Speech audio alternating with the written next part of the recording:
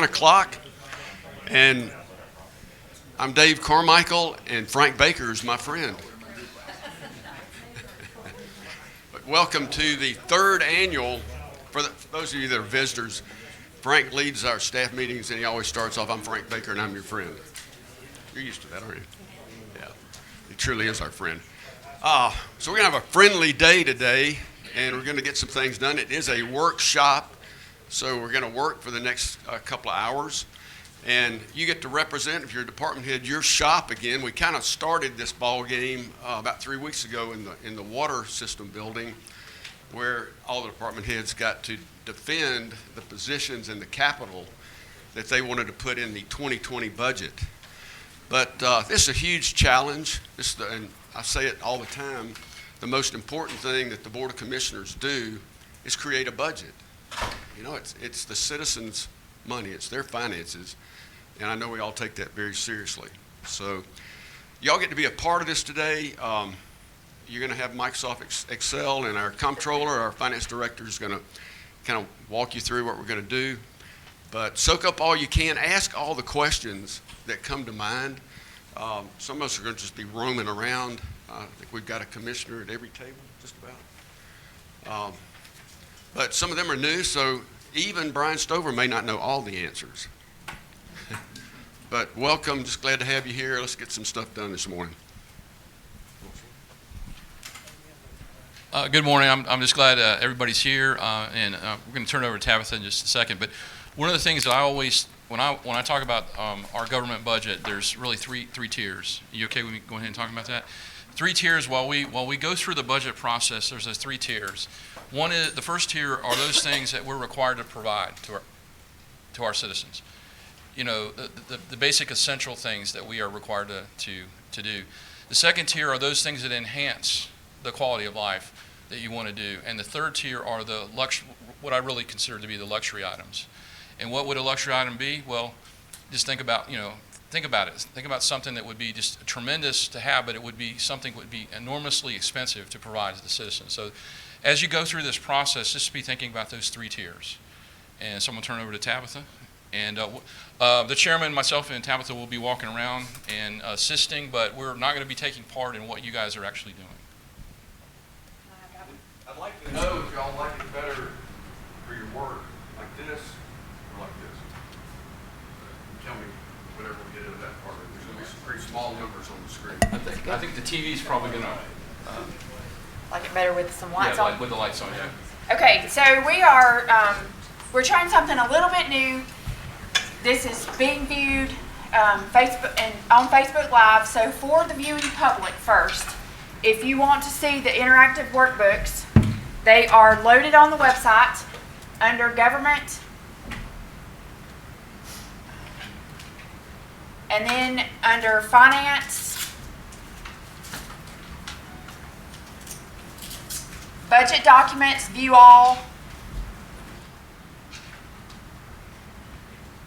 and the 2020 Interactive Budget Workshop. So if anybody from the public wants to view, make changes, and those changes can be submitted to me via email. So, and my email address, I'll give it again at the end, is tpollard@paulding.gov, and that way those of the public that couldn't come today, they're more than welcome to make changes, make requests, make notes, give opinions.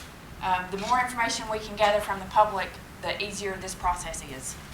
So if they'll participate in that way. Most of you, I'm going to go now to the tables. I think we've got the workbooks loaded onto the on the laptops. So if you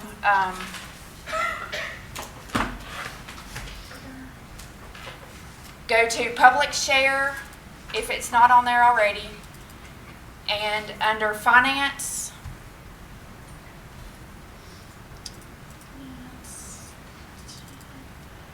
2020 budget, Finance, Tabitha, 2020 budget, this budget interactive workbook. Does everybody have that on your laptops?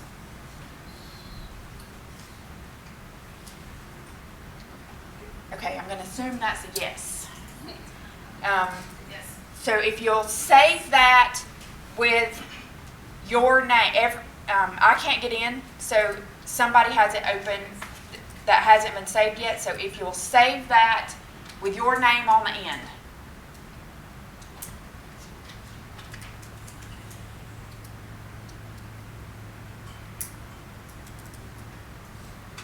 Okay.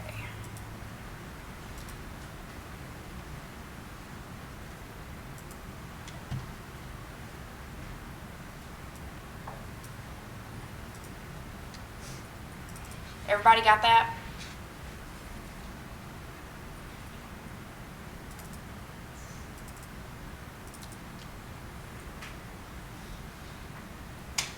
I've only got 2 out here that have names on the end, so if anybody needs to save it. It takes a minute. Okay, it's a large file. It's a very large file. And that for downloading purposes as well, it's going to take a few minutes if the public's trying to. I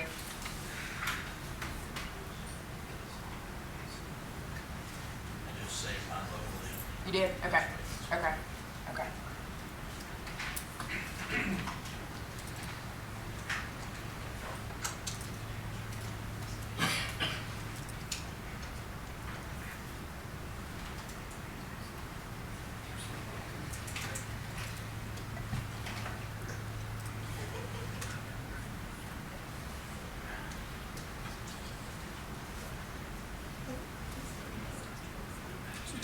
Is it still trying, Taylor?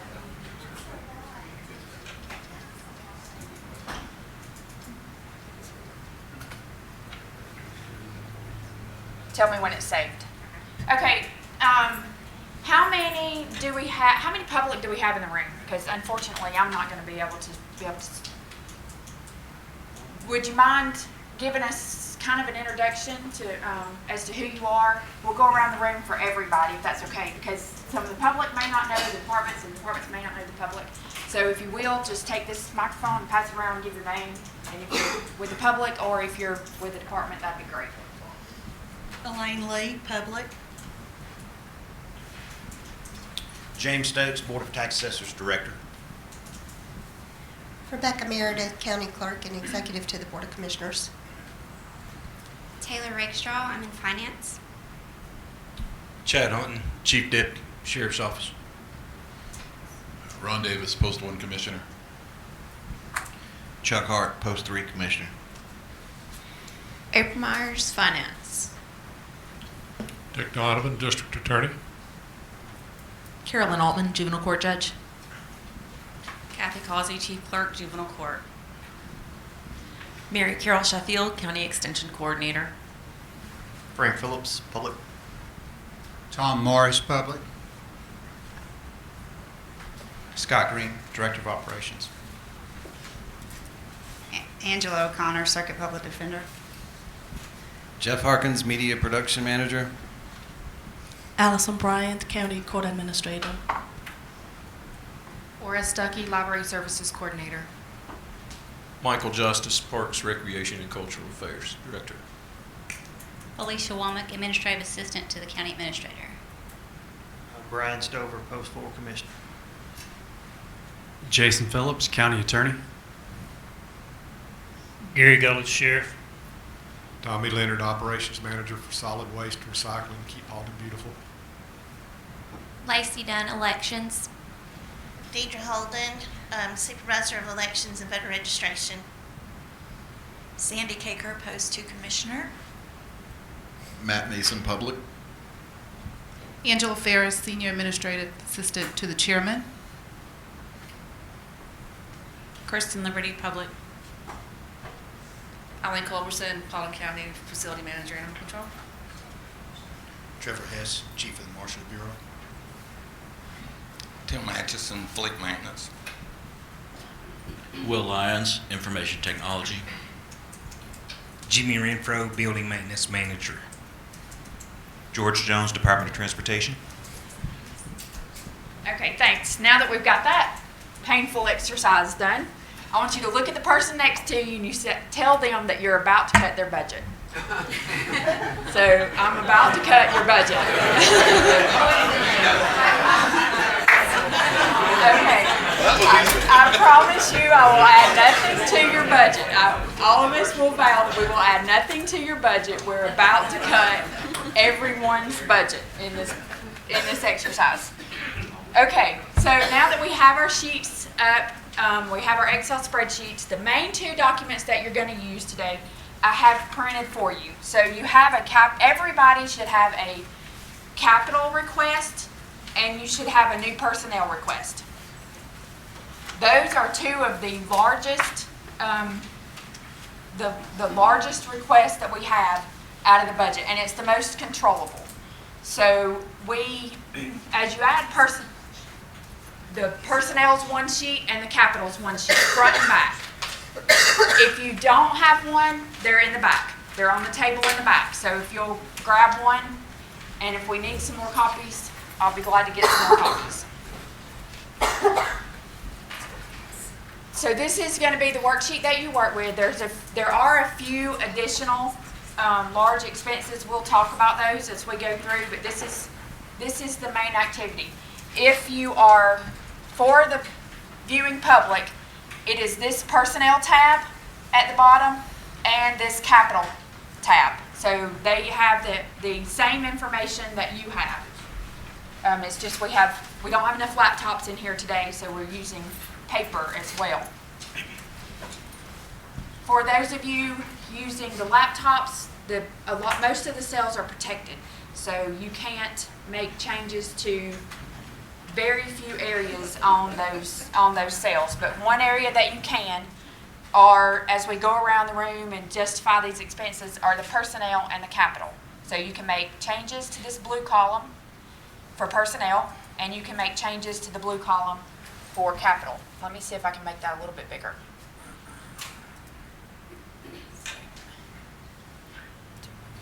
See if that's too big. Yep, that's too big.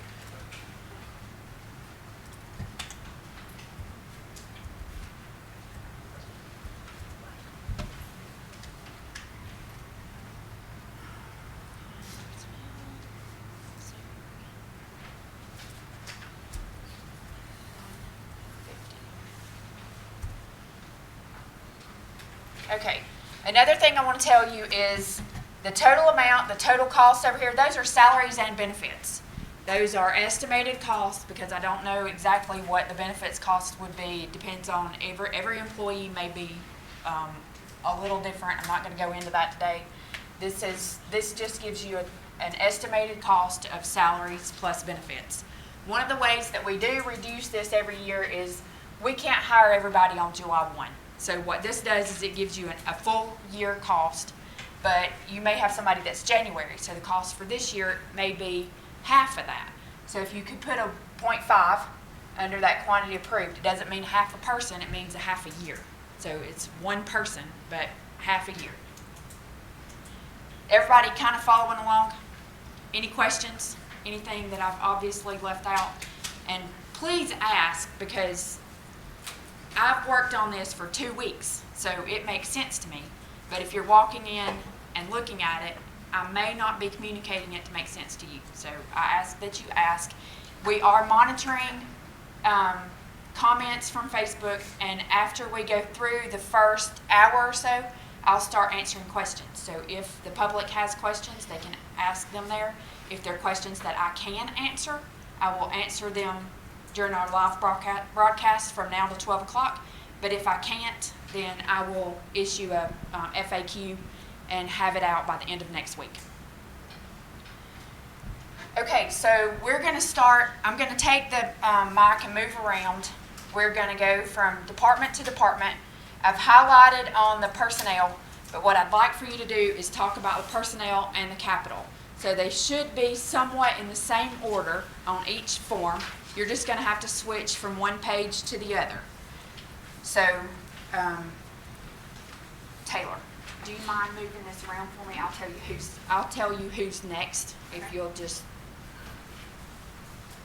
And we're going to start with Rebecca, so the commission's office. Good morning. For the commissioner's office, we are asking for one full-time personnel. It is a full-time Senior Administrative Assistant, Deputy County Clerk. This is a needed position. We've been without one for 2 years. I think it's a vital position for our department. It helps our department run better, helps with citizens and just overall records management and things like that. So that's a vital position, and we've asked for that in the personnel, so we just have one that we're asking for. And in the Capitol, we have electronic agenda software system. This is something that most counties our size are using. We want to bring our county up with other counties that are about our size.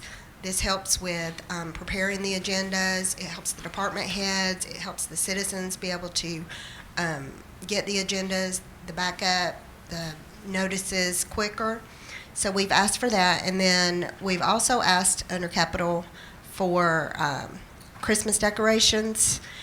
This would be a one-time expense. We have a beautiful campus. We want to showcase that.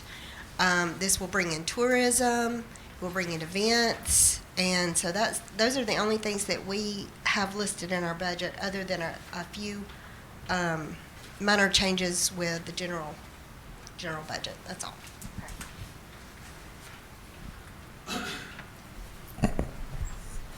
Okay, James, you want to talk to the Q Public while we're on this page? You don't have any personnel. Yeah, our goal is to not hire any more people. We're going to levy on the technology side of things to streamline our office and to try to keep personnel expenses down to a minimum. The only capital expenditures we have is 2 items. Is for the Q Public enhancements. For those of you who do not know, Q Public is our tax assessor's website. It has all of the information about your properties, your neighbors' properties, sales, everything that you could want to know. What this does is it enhances it. So the first line item, the homestead and agricultural exemption applications, we are taking around 3,600 applications annually. Our goal is to, since everybody likes to do things online, this would allow the public to do their application process online in a very secure manner, and then have that constant feedback between our office and those applicants. That is a one-time fee of about $14,000, and from there it goes to $2,700 annual maintenance. The second item is an enhanced tax estimation. So when you're on your parcel or your neighbor's parcel, you'll be able to look at that property, click on what your tax estimate, and you'll be able to see exactly where your tax dollar is going. So it's not going into the black hole that stays on the county commissioner's pockets. It goes to the fire department, it goes to the sheriff's department, it goes to the schools. So the public can know where my tax dollars are going and to see what it is doing for me in my daily life. Those two things are definitely enhancements, but I think number one, it would increase the transparency, and it would also increase the interaction with the public in our office. Okay, thanks. Okay, Frank, are you going to talk about the human resources person, or do you want me to do that? Go ahead. Okay. So Brian wasn't able to be with us today, but he has a human resource generalist. Every one of us have gone through a little bit of training. One of the things that we haven't done is it's been left to every department to be able to do your own training. So not training that is specific to your department, but maybe there's some customer service training that we need to do, or maybe there's some leadership training that needs to be done. We haven't made as much of an investment in a lot of our employees as we would like to do. We're trying to reach out to help us to come together. We're all using softwares that maybe it just helps for you to understand each other. If we had a common knowledge, that it would be a benefit to you and you'd be able to provide better service to the public. So all of us went through the training, or most of us went through the training that was a couple weeks ago. What this would do is enhance that training. So it would allow human resources to do more training for our employees. It would also allow them, what happens right now is when you have a job opening and their applicants come in, sometimes we'll have 50 or 100 applicants for one position. Well, all of those applications are often handed back to you, and you have to to cipher through those applications. This would allow HR to help you with that process, help you go through, help you analyze those applications, help you weed through them so that you're only looking at promising applicants instead of maybe all of the applicants. And they would also help you with your interviewing. So all of us, I hate to interview because I'm not good at it. Fortunately, I haven't had to do that a whole lot, but when I do, I may need to brush up on some skills, go over the questions. What can I ask? What can I ask? This would allow them to assist us in that process. Tabitha, if I could, it is an investment. It really is an investment in our employees with the training aspect of it, and that's really something we've been trying to hit hard. And it's the gamut. It's from folks that are providing the entry-level service to our customers that come in on phone calls, visits to our facility, up to our senior managers. So it really is an investment for us, and so it is a critical position for us. Okay. Taylor, if you'll go to Jimmy. Jimmy, I have one favor to ask. You have a lot on here. So to give everybody ample time, I'm going to ask that you hit the highlights of that, and then if we have questions, we'll come back. So, okay. My name is Jimmy, and good morning to everyone. We have, real fast, we have 135 buildings in the county. We have close to 1 million square feet, and I have 4 maintenance men to take care of that duty. Asking for a building maintenance tech. That guy will work under my senior maintenance tech that I have now, will assist him in making repairs in our buildings. I've got a painter. If you can just look at the outside of our facilities, they're looking rough. The insides are looking rough. So he will keep everything looking nice, keep sidewalks pressure washed, make the buildings look presentable. HVAC helper. This guy will help my HVAC technician. We've got over 300 air conditioning units in the county with over 2,000 air filters that need to be changed a lot. So I got one man doing that. He can't get it done. If we can't maintain our stuff, we can build everything all we want, but we got to have the manpower to maintain it and take care of it. Because all we do is it keeps breaking down. I don't have the resources to get it maintained. I have to hire it out to get fixed. That costs more money. So I'm asking for those 3 positions there to get work done on the buildings. The painter over at Capital Expenditures. okay. The painter van and tools. That'll be the new van and tools for the painter to use. The pressure washer on a trailer and accessories. That's a pressure washer that has a trailer with a holding tank, chemical holding tank. It'll have steam pressure on it to get the bubble gum off the sidewalks. We will use that other than just painting, so we use that washing air conditioning units that we can't get a water hose to the condenser. We got a lot of times where we need water where there's no water hose available, so that'll help us get that there. A bucket truck.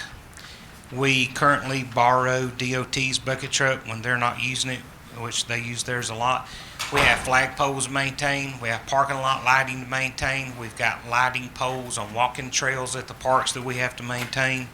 We got windows that we have to repair on buildings. We got gutters we have to clean out that's not accessible by a ladder. The bucket truck would be used endlessly if we had that. The general maintenance van and tools would be for that general maintenance technician. Engineering for a chiller replacement. That's at the historic courthouse. The chiller unit that's over there now is severely old. It leaks water all over the building. All we do is fight water leaks with the piping, condensation leaks. The insulation has broken down on all the piping inside the building, so it leaks water all over the place. So that engineering will go for replacing that chiller unit and using mini split systems that will be more efficient than using a chiller. They'll have motion sensors on them that'll cut off when nobody's in the room, where you can't leave something on overnight or over the weekend. It'll be the latest technology and the most efficient. LED upgrade for the admin and justice building. I got some of this approved last year, so that's taking care of the first floor in this building. So I'm asking for additional money to start the second floor of this building. I've got it laid out over the next several years to take care of a floor every year. Just to give you an idea, we put a new LED light fixture in, it'll burn what one of those light bulbs is burning in that light fixture. So they're under, we'll be cutting energy less than half. Probably we'll be using a third of what that light fixture uses. The sidewalk and crosswalk improvements, all you gotta do is go outside and look where everybody's walking across the flower bed islands. We've removed some irrigation lines that has been exposed due to foot traffic to keep people from tripping. So that will take care of putting some more crosswalks in, some more handicap access areas. And all you gotta do is go outside and look at it and you can see that that's needed very bad. The maintenance facility building, right now I currently use the loading dock in this building to house my maintenance staff, which is a room a fourth the size of this room. We try to keep our tools and stuff in there. I have tools and equipment scattered in other departments' facilities because we don't have anywhere to store it. So that building would be for us to have a place for all of my staff to be, an office and a place to house all of our tools and equipment. The marquee sign for the Watson Complex, I was up here this last year when we had our snow day, and people continuously came to the doors trying to get in the building. And so this marquee sign, this where I come up with the idea for the marquee sign. We needed to let the public know before they ever got in the parking lot, got out of their car, and walked all the way to the door, especially handicapped people were trying to get to the door, and they get there and we're closed. So the marquee sign, you could display that and say that we're closed due to weather conditions. It could also have information that's coming up in the county, whatever kind of information that you want to put on it. So that would be one sign. We have 2 exits and entrances to the complex, so one sign would get put somewhere, and then we need another sign next year to go to the other one. So, but that's all I have. Thank you. Okay, thank you very much. Will, you have 2 people and then a few capital items as well. How many? I think you have 2 people request? Good morning, Will Lyons, Information Technology Director. We'll start with the personnel. So I've asked for a GIS technician. This person will join a team of 2 people. Back in the 80s, we were cut 80% in personnel and workforce because of the economic turndowns. Right now, we're trying to staff back up to provide the services for the departments and the public. Every permit that comes through the county comes through the GIS department for addressing. If one person is sick or on vacation, the other person goes to the bathroom, it looks like that department is empty. We can't provide services to the public in those type of situations. The last thing we want to do is someone to come to our office and have to walk away without the item that they came for. So that's why we want to add that personnel into GIS. Also, there are some processes that we're trying to get straightened out with, or not straightened out, but streamlined with technology, and GIS is the official addressing department of the county. We want to make sure that addressing starts there, is accurate, and flows down to all the other departments so they can use that information without retyping it. When we go on to the system analyst, this is a technology position that I'm requesting. As you look through this list of capital, you'll see that a common theme is information technology. We are in a world where everything connects. And with those systems or hardwares, they have to have adequate security, which takes time to invest and research in those products before they come online. Just because someone goes out to a conference and comes back and says, I want this, we need to make sure that it runs properly, that we don't have a product in-house that already does that function, or we can put it in with a secured environment. So this individual is going to help satisfy some of that portion, as well as integrate our data, take one set of data from one server and connected to another set of data on another server, so that we're working with all of our data in just instead of just islands, or have that data separated where it can't be used in an integrated fashion. We have a lot of projects coming up, the new jail, the new reservoir, the Tyler New World software systems. All that is going to take personnel to maintain. This individual would be tasked with focusing on those jobs. We all know how it is to start a project, your phone ring, you slam on your brakes, you go 180 degrees the other direction, you get off the phone and say, okay, where was I at? And you start all over. This individual will be tasked with sitting there, not answering that phone, but studying the data and make sure that we can capitalize from those assets. As we take a look at information technology capital requests, we have new desktops, laptops, and tablets. Every year we like to replace 20 to 25% of our computers that the employees are using on their desks. This allows for a standard expected budget and a standard number of machines that we can roll out in a proper manner. It's too difficult to replace all the machines every 5 years. We just don't have the personnel for that. So we try to stage a certain amount of them, depending on the departments, 25% per year. That's a kind of feasible manner that we can deploy them in. And we want to make sure that those individuals have the type of machines they need to be productive and do the work that is expected from them. With new technology and with services and with new programs, it takes disk space to use those programs. We're in a world of video. We're in a world of recordings. We're in the world of pictures. Those items don't compress at all.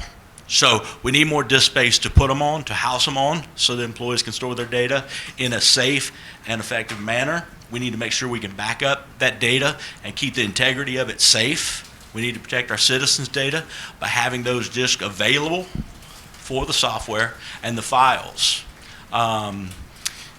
If the Sheriff's Department does go to the body cam and things like that, that'll take up more disk space too. And as with production disk space, it's no good if you can't back it up. So you'll see the other item I have over there is backup disk space. Now it's a little bit cheaper because we can use a cheaper drive for it. They don't need to be as fast as a production disk space, meaning they're not going to give data back and forth in a quicker manner because they're just doing backups, so they're slightly a little bit cheaper.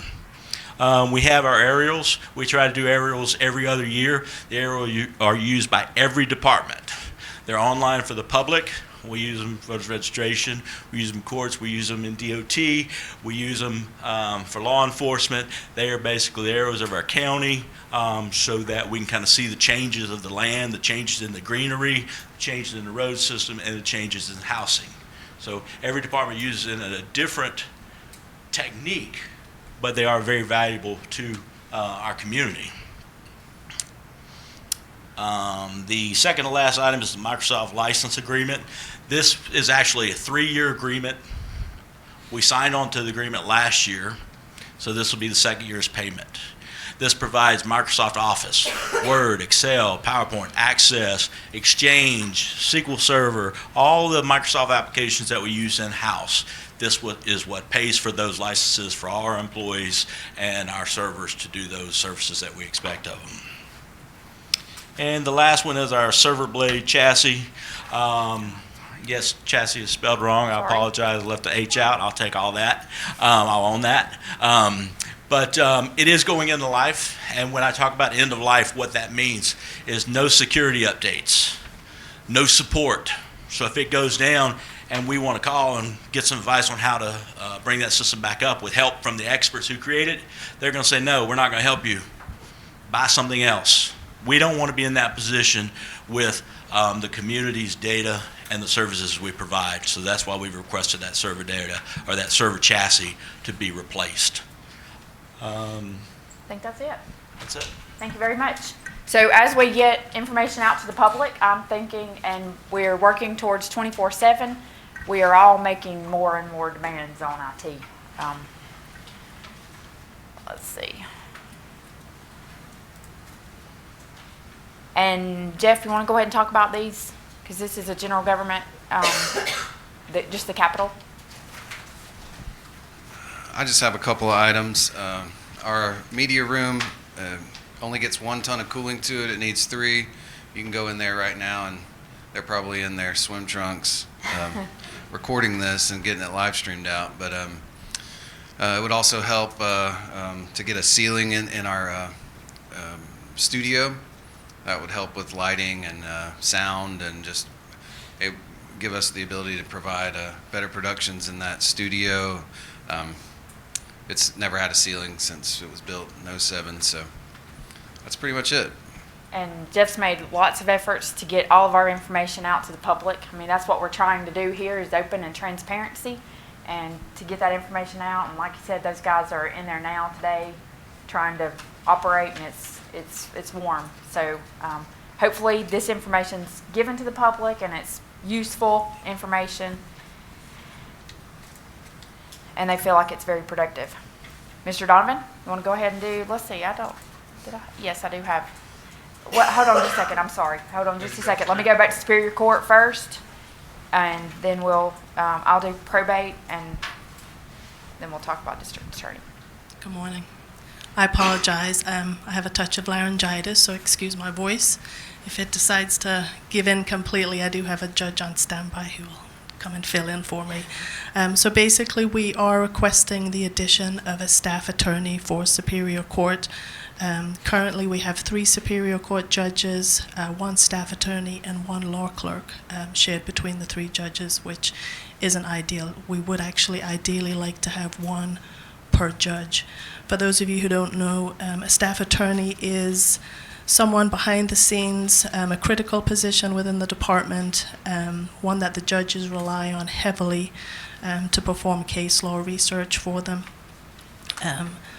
They provide support for them with pretrial motions for summary judgment, adoption cases, divorce cases. The list is endless. We project, based on historical data, that over 2,400 criminal cases and over 3,300 civil cases will be filed during the 2019 calendar year. And of course, these numbers will continue to grow as the county continues to grow. The addition of this position will greatly enhance the efficiency of each of the Superior Court judges' offices. Currently, with only 2 positions being shared with 3 judges, it definitely presents its challenges, and we often see them spread, very thin, particularly if one of the judges is working on a, particularly complex case and needs their full attention. So, excuse me. As a department, we did identify the need for this addition some time ago. We were very cognizant of the budget constraints with the building of the new jail. So we did begin assessing our department to see where we could potentially cut some operating expenses. This got us to look at critical versus non-critical positions, and ultimately our judges did opt to dissolve a program within Superior Court, the pretrial release program, which is a program that we determined had been utilized less and less over time. What that did was ultimately eliminate the pretrial release director position, and that did have a salary of approximately $41,000. So if we do add the staff attorney position, it would be $53,000 plus benefits. So in the event this budget request is approved for us, it would actually be an increase of $12,000 from previous years to the personnel line item within the Superior Court budget. I made it. You did. Great. Thank you. Okay. I don't see anyone here from probate court, correct? Okay. So I'm going to attempt to give you the information that we met on the 22nd, and they gave us a little bit of this information. I'm going to give you what I took away from that day.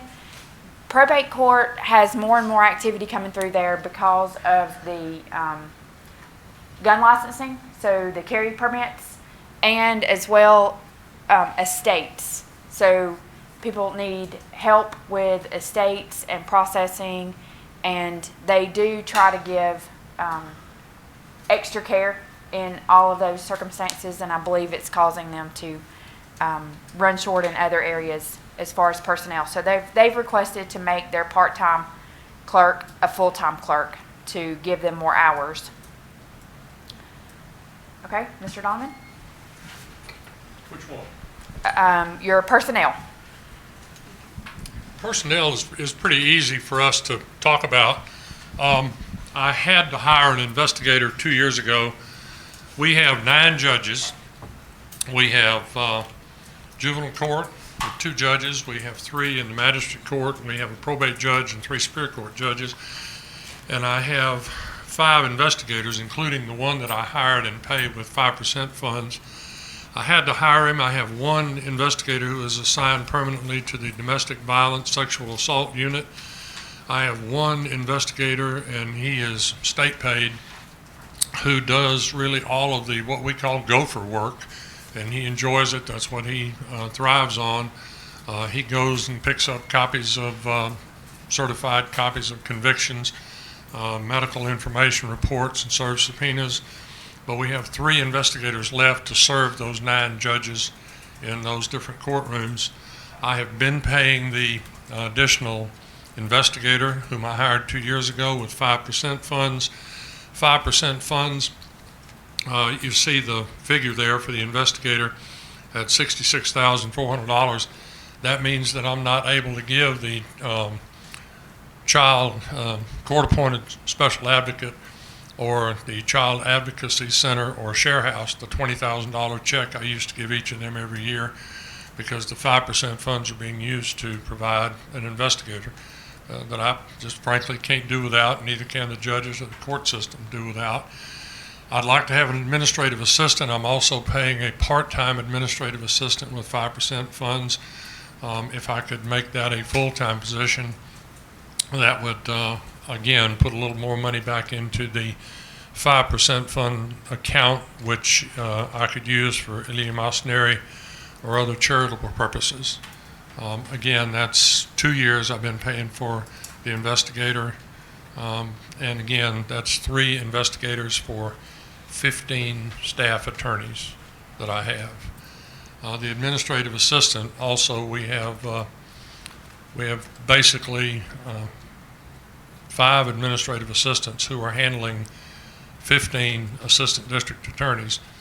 Very sadly, yesterday kind of made me blue the rest of the day. I found out about a DA's office in the state that actually has a neat setup in their new building with every assistant district attorney with an investigator dedicated to that ADA sitting across the hall from them, which must be a nice arrangement. I'm sure my ADAs would love to have that. As far as the capital investment is concerned, Jimmy has told me he has enough cubicles to make my need for those work out. And when we did the work session a couple of weeks ago, found out that Deidre had a scanner. So we have the scanner that we needed. We got some other scanners from another department, so we don't need any capital outlay. We've had all that provided for. My operations manager made what I think is a great suggestion. We need to have a yard sale. Whether it's virtual or actual, we didn't know that Deidre had a scanner. We desperately needed a high-speed scanner. We didn't know that Deidre had one. If there were somewhere we could post what you've got in your office that you no longer need, it would certainly be helpful to the other departments that might need that equipment, because we needed the cubicles. We didn't know Jimmy had the extra cubicles. We didn't know about Deidre's high-speed scanner. Okay. So it would have been easier that way. Perfect. We love it when volunteers make cuts. So that's $10,000 off the table. Magistrate court, I don't see anyone from magistrate either. Their workload is also increasing due to case activity. So their civil cases are continuing to increase. They had requested some of these part-time to full-time last year, and we weren't able to do those. They have some retirement, staff turnover, that kind of thing going on in there as well. So public defender. I'm asking for an additional. Yeah, try to keep. Thank you. I'm loud enough usually, so I'm asking for an additional attorney. We, as Mr. Donovan put forth, we service all we service 8 judges. The only judge we don't service is probate court. The DA's office has 15 attorneys. I have 10, including myself.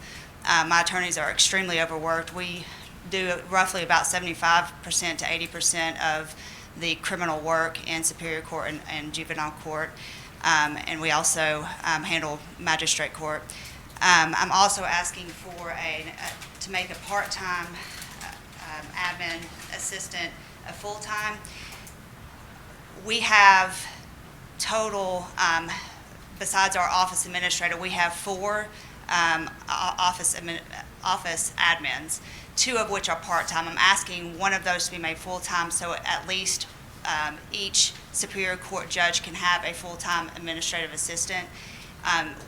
Each Superior Court judge, I have between 2 and 3 attorneys assigned to each one, so I don't have enough administrative assistants. Okay. And let's see where I'm. Okay, so the coroner needs some tables. We're going to change some of the way coroners function. Right now, they're pretty much the new jail is going to change some of that. I think we're going to have cooler maybe, and she needed some ways to store some files, and so I'm not going to go into exactly why she needs what she needs, but she doesn't have a lot of requests very often at all. Okay, Sheriff's Office. Are you going to speak, or Colonel Hunton? Are you going?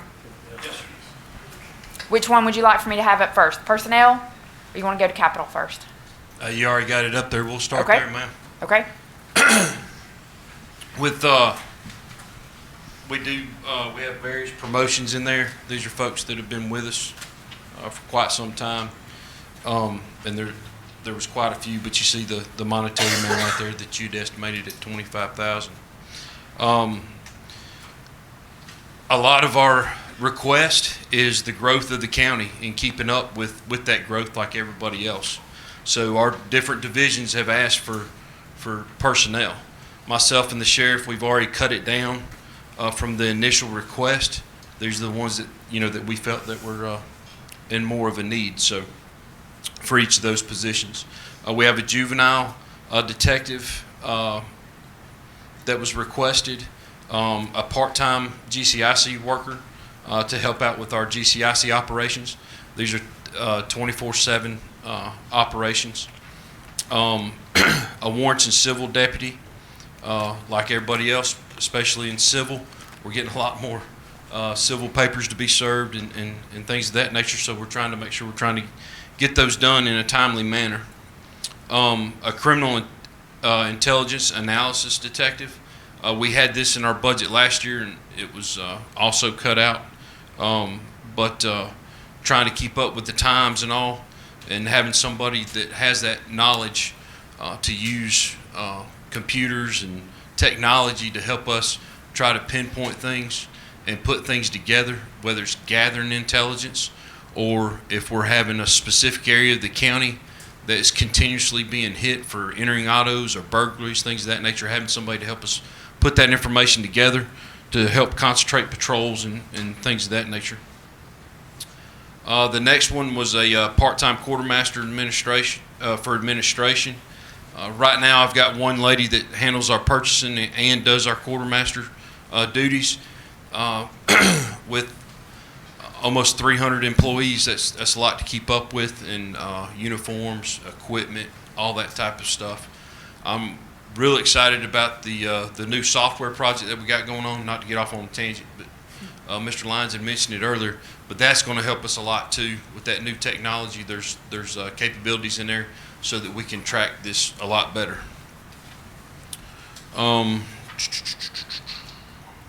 Next was the patrol admin assistant hire in January. With our new facility coming in online right here at this same complex, even though we're all going to be in the same building, this building is a lot bigger than what we currently have, and we desperately need. We got folks stacked up on one another in closets and everything else. Right now, we got a trailer park for staff, so that this is definitely needed. But it's going to allow us to spread out in the different divisions under the sheriff's office Everybody has an administrative assistant right now except for Patrol Division, and it's our second largest division that we have in the Sheriff's Office. The next one was our DARE and School Resource Officers. The Board of Education has approached us. Last year we added 5 positions. They're wanting to add 3 more. And the Board of Education supplements their pay. If you look across there, I'll try to explain this the best I can. Ms. Tabitha, you might have to help me. Okay. But with 3 additional deputies, these will be in the elementary schools. We're also using them to teach the DARE program. But total cost would be $183,600 for those deputies. With the reimbursement from the Board of Education, they would pay $120,000 of that, leaving us a balance of $63,600 for those 3 deputies. So with benefits and everything, that's actually a little bit more than what it cost us for 1 deputy. So we're getting 3 for 1. How that balances out. Am I correct in saying that, ma'am? That's correct. Okay. The next few items there are some incentives that we're trying to put in. Senior deputy certification. It takes a deputy approximately 2 years in order to receive this certification. And currently we have 35 deputies that do have this certification. And what we're wanting to do is once they receive that certification is give them a 5% increase in pay. It gives us a well-rounded deputy. It gives them an objective, gives them a goal to achieve. And then below that, 2.5% increase for our crisis negotiations team. This unit here responds to barricades, hostage situations, even dealing with mentally ill at times and things of that nature. And they're made to communicate with these folks and try to end the situation as peacefully as possible. And majority of the cases that they've been a part of, they've been very successful, and they've been able to talk these folks out. So we would like to give them some compensation for their time being on call and working crazy hours, the training that they go through, all those things that go along with it. Same thing for our drone team. We started this last year. They have no additional compensation right now. This is actually, last I talked to them, I think we're right at a year in operation. I think they've had 8 deployments, best I recall. And most of their deployments have been for missing persons, elderly, and juveniles. So we're getting the drones up and looking for them within the area of their homes. It's been a pretty good tool for us so far. It takes quite some time to get a helicopter out here, and using that technology, we also have a FLIR system that's on our primary drone, so that we can detect heat in the woods and things at night, and especially in the cooler temperatures. So that's helped us out a lot. They also help us with SWAT. They also help us with narcotics operations and all those other things that go along with that. The other incentive, our team members that are on SWAT, K9, and C&T are getting older, and they're putting a lot of time in, and we got a lot of money invested in these folks. And I'm asking for a 2.5% increase for those that have 15 years of service. The K9 and SWAT guys, they do receive right now 10% hazardous duty pay. But we're getting our guys that are getting older on the team that have 15 years. Right now, I've only got 4, I believe, that would qualify, but we're asking to give them an additional 2.5%. And I know this kind of, when you look at it, it's kind of like, well, how much more can you give them? But what we're trying to do with these incentives, we're trying to hold on to what we have. In the last 4 weeks, I think we've lost 3, sir, that are leaving, and they're going back into the private sector because the market's good right now, and they're getting better pension, they're getting better benefits and higher pay, and we're losing them back to the private sector. So we're trying to put these incentives in there so we can hold on to what we have. Because we do have vacancies. And I know you look on here, well, you got vacancies, you ask for more people. Yes, we are, because I'm hoping things will turn around and we'll be able to fill those vacancies and continue to move forward. And if we don't continue to move forward and supply the needs of our community, then I think it's going to hurt us even harder down the road. If I don't ask for a little now, and we come back 10 years later and say, hey, we need 100 deputies, y'all going to look at us like we're crazy. So, under the... Touch on detention. Yes, ma'am. On detention, the biggest part of that is because of the new facility that's coming online. That's the biggest reason for those requests. Last year we asked for 10, and we got 5. So, and I told Tabitha then that me and the sheriff will be coming back. We're going to be asking for 10 more plus those 5. So that's the 15. The civilian personnel, we're wanting to use civilian personnel to operate our bonding and visitation center. And just the fact of the matter is, we can hire civilian staff all day long. We got folks wanting to come work with us all day long on the civilian side, and I feel like I'm very confident we can fill those very quickly, and they'll help us work that area.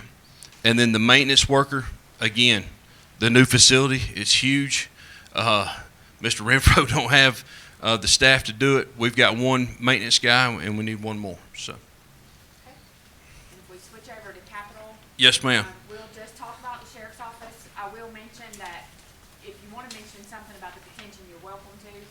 Most of those are through JCSA, and so they're not included in this total discussion anyway. Yes, ma'am. Thank you.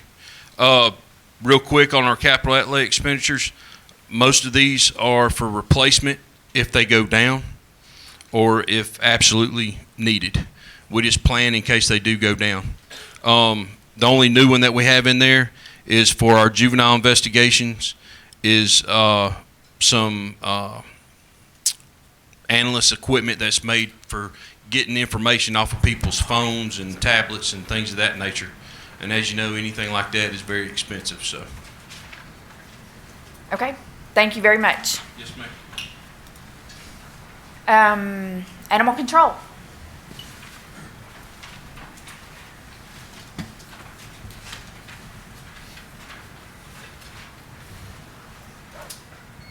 Good morning. So I'm asking for 2 part-time kennel techs. With the growth in this county, we get more animals, so we're seeing it like everyone else is. So I'm asking for 2 part-time. That's $23,400, so it equals out to $46,800. Full-time is a little at $5,400, or $5,400. Sorry, $54,000. Got my numbers mixed up there. So I'm actually doing better for us and the county by doing 2 part-time, hour-wise and money-wise. So I'm asking for that.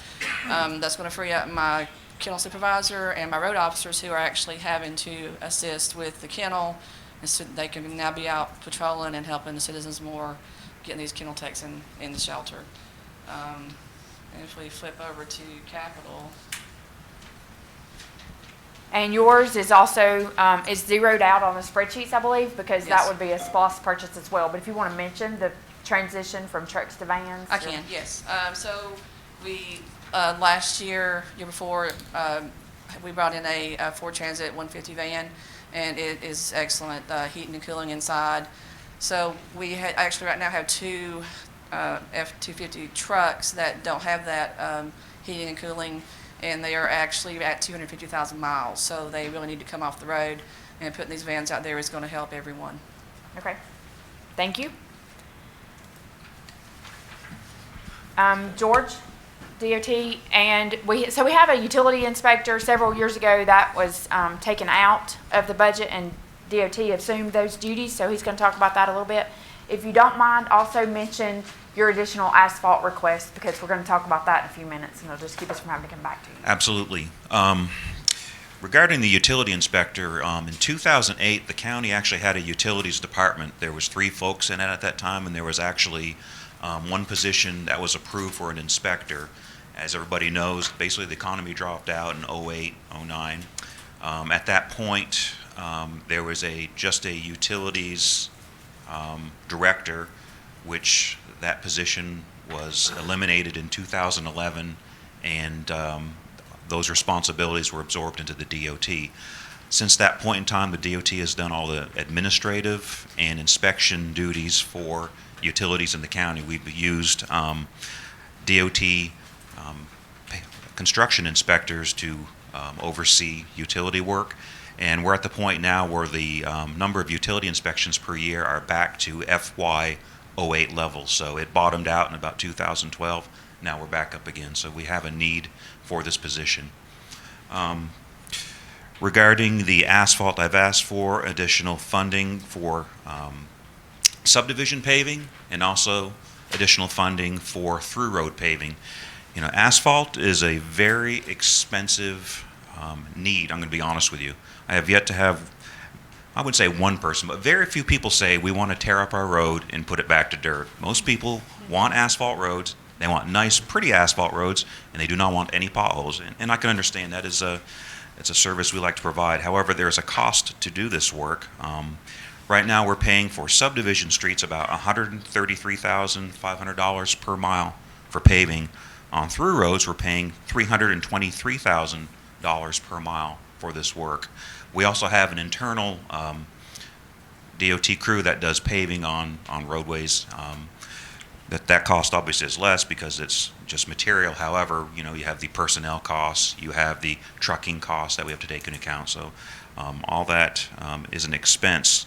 The county roughly has about 1,000 miles of accepted streets. About half are through roads, about half are subdivision streets. At this point in time on a paving cycle for subdivision streets, we're over 20 miles. Basically on subdivision streets, you can get about 20 miles. Sometimes you might get a little bit less, it might be 17 or 18.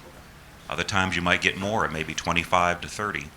So 20 is basically your rough number that you really want to work towards. Over the last few years, we've bumped up our subdivision paving in the realm of 23 to 28 miles per year to try to get towards that 20-year asphalt resurfacing time. And what I'm asking for this year is an additional $2 million in asphalt for subdivision streets to basically get us towards that number so we can provide asphalt streets on subdivisions in that timeline. On through roads. Can I interrupt you just for a second? Yeah. On that asphalt, I've got more than one question that they don't see it on the capital. It's not on your capital. It is an additional request in operations. We're going to talk about that in a few minutes, but if you're looking for it on your capital list, you're not going to find it. I'll show you exactly where it is and how to make adjustments to that or after we've gone through this. I just wanted George to mention it at this time because it is an additional request. Okay. And on through roads, we're asking for an additional $500,000 to be put towards that. Our current paving cycle on through roads is roughly 20 years. Obviously, different through roads have different needs and they have different uses. You have very high traveled roads, like say Cedar Crest Road, Dallas Ackworth Highway, Ridge Road, high volumes. Their streets don't last quite as long. You know, we try to get 10 years out of those. Sometimes we do, sometimes we don't. You might get 9, you might get 11 or 12. Other roads, like smaller, lower volume county streets, you probably get closer to 18 to 20. Right now, we're at a point where we're paving around a 20-year life cycle on through roads. We need to get that down to 12 or 13 to basically take into account the higher volume arterial collector type roads along with the local roads. That was the asphalt. Would you like me to talk about the capital? Capital as well, please. DOT capital purchases, we're asking for a basically an F-150 type vehicle for the utility inspector position if approved. The next thing would be a raised pavement marker equipment trailer. You know, RPMs are the little reflectors that are on the center lines of roads and also the white reflectors that are on the edge lines of turn lanes. Basically helps you see at night.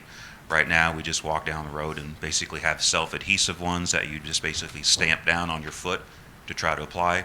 This trailer here would have basically epoxy and you would be sitting closer to the road. It's just a more efficient way to basically put RPMs down. We're asking for a broom to replace a 1999 model broom that we have currently. The broom is basically shot out. It's probably been to Tim's maintenance shop more times than I can tell. We're also asking for a right-of-way tractor and a batwing bush hog. Those were stolen last year, so basically replacements. Again, the other two bigger items are we're asking for two F-150 type trucks to replace our construction inspection vehicles that are at the end of their life cycle. And that's pretty much it. Okay, thank you very much. Tommy, we're going to talk about your part-time recycling coordinator. I did remove your asphalt because we're going to work on that with some of the improvements out there, so we don't need to discuss that today. Or actually, we may discuss it in a different conversation in a few minutes. That's okay. Well, just want to let y'all know that as with everybody in the county, we've got growing pains, and the recycling division has experienced more use by our citizens as the county continues to grow. And I really do need a full-time employee, but I'm requesting only a part-time employee to maintain our current level of service to our citizens. Now, during the first 9 months of the fiscal year 2018, we had 14,321 citizens use our facility. Now, currently, for the first 9 months of fiscal year 2019, we've had 16,378, and that's an increase of 2,057 citizens. We've actually been able, while this has all been going on, we've diverted 738 tons from the solid waste stream, and that saves our citizens $33,246. So what I'm saying, if we would have had a landfill that, the county would have paid fees to send it off to where we send our trash out now for $33,000. Now we're able to receive and process, then sell these materials to vendors to avoid the landfilling, and we're averaging on our scrap metal, cardboard, and paper sales around $7,000 that is returned back into the general fund. So far for this fiscal year, the 9 months, we have brought in revenues of $63,135. We still have 3 months to go. Currently right now, it's myself, Neil Rainwater, part-timer, or full-timer, and 2 part-timers, and we are just extremely worked. We go nonstop all day long until those gates shut, and it's really getting hard on my staff, as my staff is aging as well, including myself. But that's all we are requesting right now is the part-timer. It's probably one of the cheapest requests on this whole line here, folks, so be gracious to your brother Tommy and recycle. What a sales pitch. Thanks, Tommy. Okay, stormwater. Stormwater is another one of those functions in 08, 09. We moved that into DOT, and we're trying to bring it back as development occurs, as we have houses going up, we're moving dirt, that becomes a priority again, and that's kind of what's happened here is priority detention ponds. We've got to be able to take care of those. So we have a stormwater development inspector that is a promotion to a senior development inspector to give a little leadership there. We have an additional development inspector and an engineer. I don't know if Scott or George, I don't know which one of you want to speak to that. Right now, this has been a consolidated effort between DOT, water, and community development to try to bring this back. So we've talked about this for this will be the 3rd year as far as bringing it back. We've brought it back as demand is becoming more and more necessary. So you want to touch it? Right, I'll speak on the kind of the maintenance side of stormwater. That's where the DOT responsibilities are. Obviously, it's like Tabitha had said, this is a consolidated effort between water, community development, and DOT. And like I said, the DOT basically does all the maintenance on the stormwater side. Capital equipment, we're asking for an F-150 truck for the stormwater engineer position if approved. We're also asking for a high-pressure water jet. Basically, that is a jet that cleans out culverts that are stopped up with mud, debris. Basically, you just take water, flush it through it. We're also asking for some, just a pipe camera and some ditching buckets for the stormwater section. The engineer position itself, at this time, the DOT engineering section, we handle all the engineering for the stormwater department. So any requests that come in, it's our staff engineers who are usually working on roadway projects have to take off time to do the stormwater duties. So they basically size pipes, do field investigations of stormwater complaints. They do designs themselves. Again, some of this work takes a significant amount of time. It's not just looking at something. You actually have to do engineering, CAD drawings, do calculations for stormwater. So it can be significant in time and scope. I think there are submissions to the state that you have to do with that as well, and we've kind of gotten ourselves in some touchy areas over the past, I don't know, year or so while we've tried to make do with this to where we've had to really give some attention to keep from getting in trouble with the state. Right, yeah, and I think community development, they would probably be better to talk about that. That's the part that's under their control. Okay. Michael, recreation. And you had, I will mention at our discussion, Michael originally requested 3 maintenance workers. I'm going to stand here and say he's probably added more acreage and more actual required work than that the public is impacted by, because they're actually mowing those lawns, taking care of that acreage. So, but he's reduced it from 3 to 1 as of that day. Right, thank you. Many years ago, there was a plan that was kind of adopted that our goal was to put one major multi-use park in all the posts. We've accomplished that, and they were constructed with SPLOST dollars, but you can't maintain them with SPLOST dollars. So our request or each year, and it will be for the remainder of my time, however long that is, will be to continue to add those parks maintenance workers. These guys, there's 14 of them now. I think we're maintaining close to 1,200 acres of park property and approximately 18 miles of the Silver Comet Trail with some supplemental help from the inmate labor force. This is in an effort to raise the level of service. You know, that's it in a nutshell. When you go to a park, you want it clean, you want the trash picked up, you want the restrooms clean, you want the grass mowed and everything in order when you get there. Well, you don't always leave it like that. So, you know, the first part of every day is cleaning up behind the night before's activities. And by the time you get through all those things with the number of guys that we have, then it leaves little time for the needed maintenance. So that's what that request is for.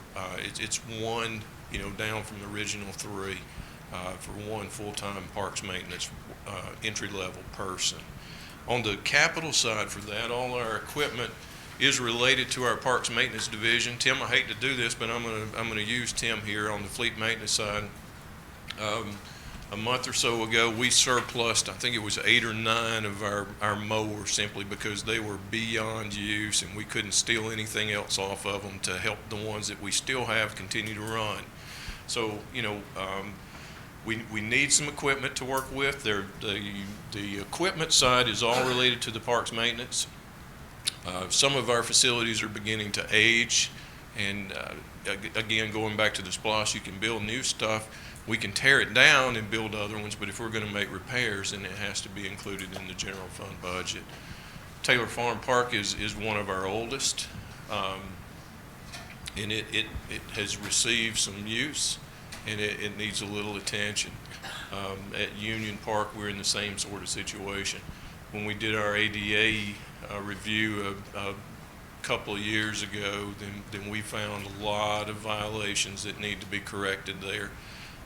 So, you know, we've asked for that to be included.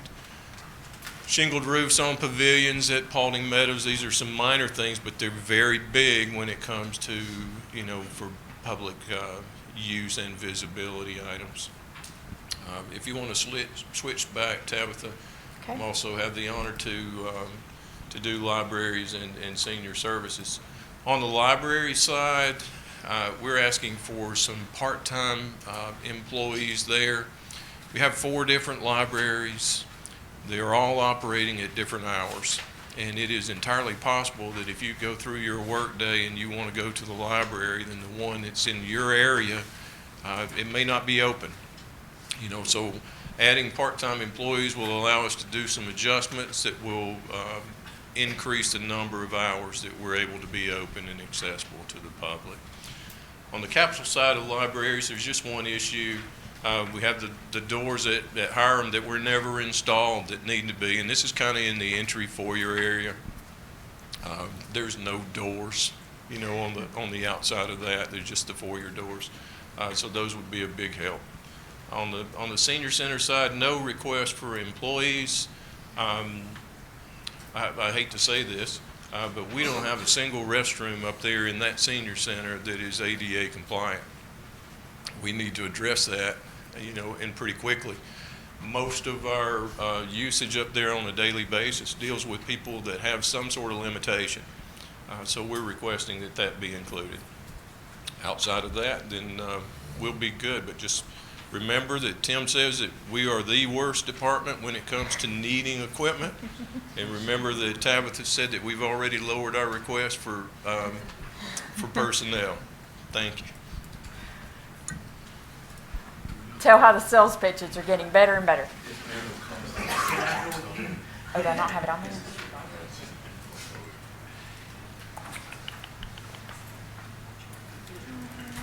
I will get you the cost of the senior center.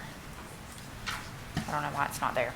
Okay, I will get the cost of the senior center and have it on there in the next, once we finish this up, I'll grab that and put it back on there. I'm not sure what happened.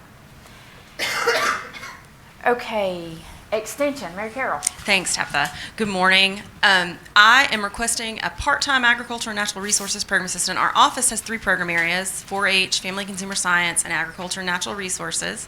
And a lot of what we do in agriculture and natural resources is we help landscapers and homeowners with questions about landscapes that relate to soil and water quality.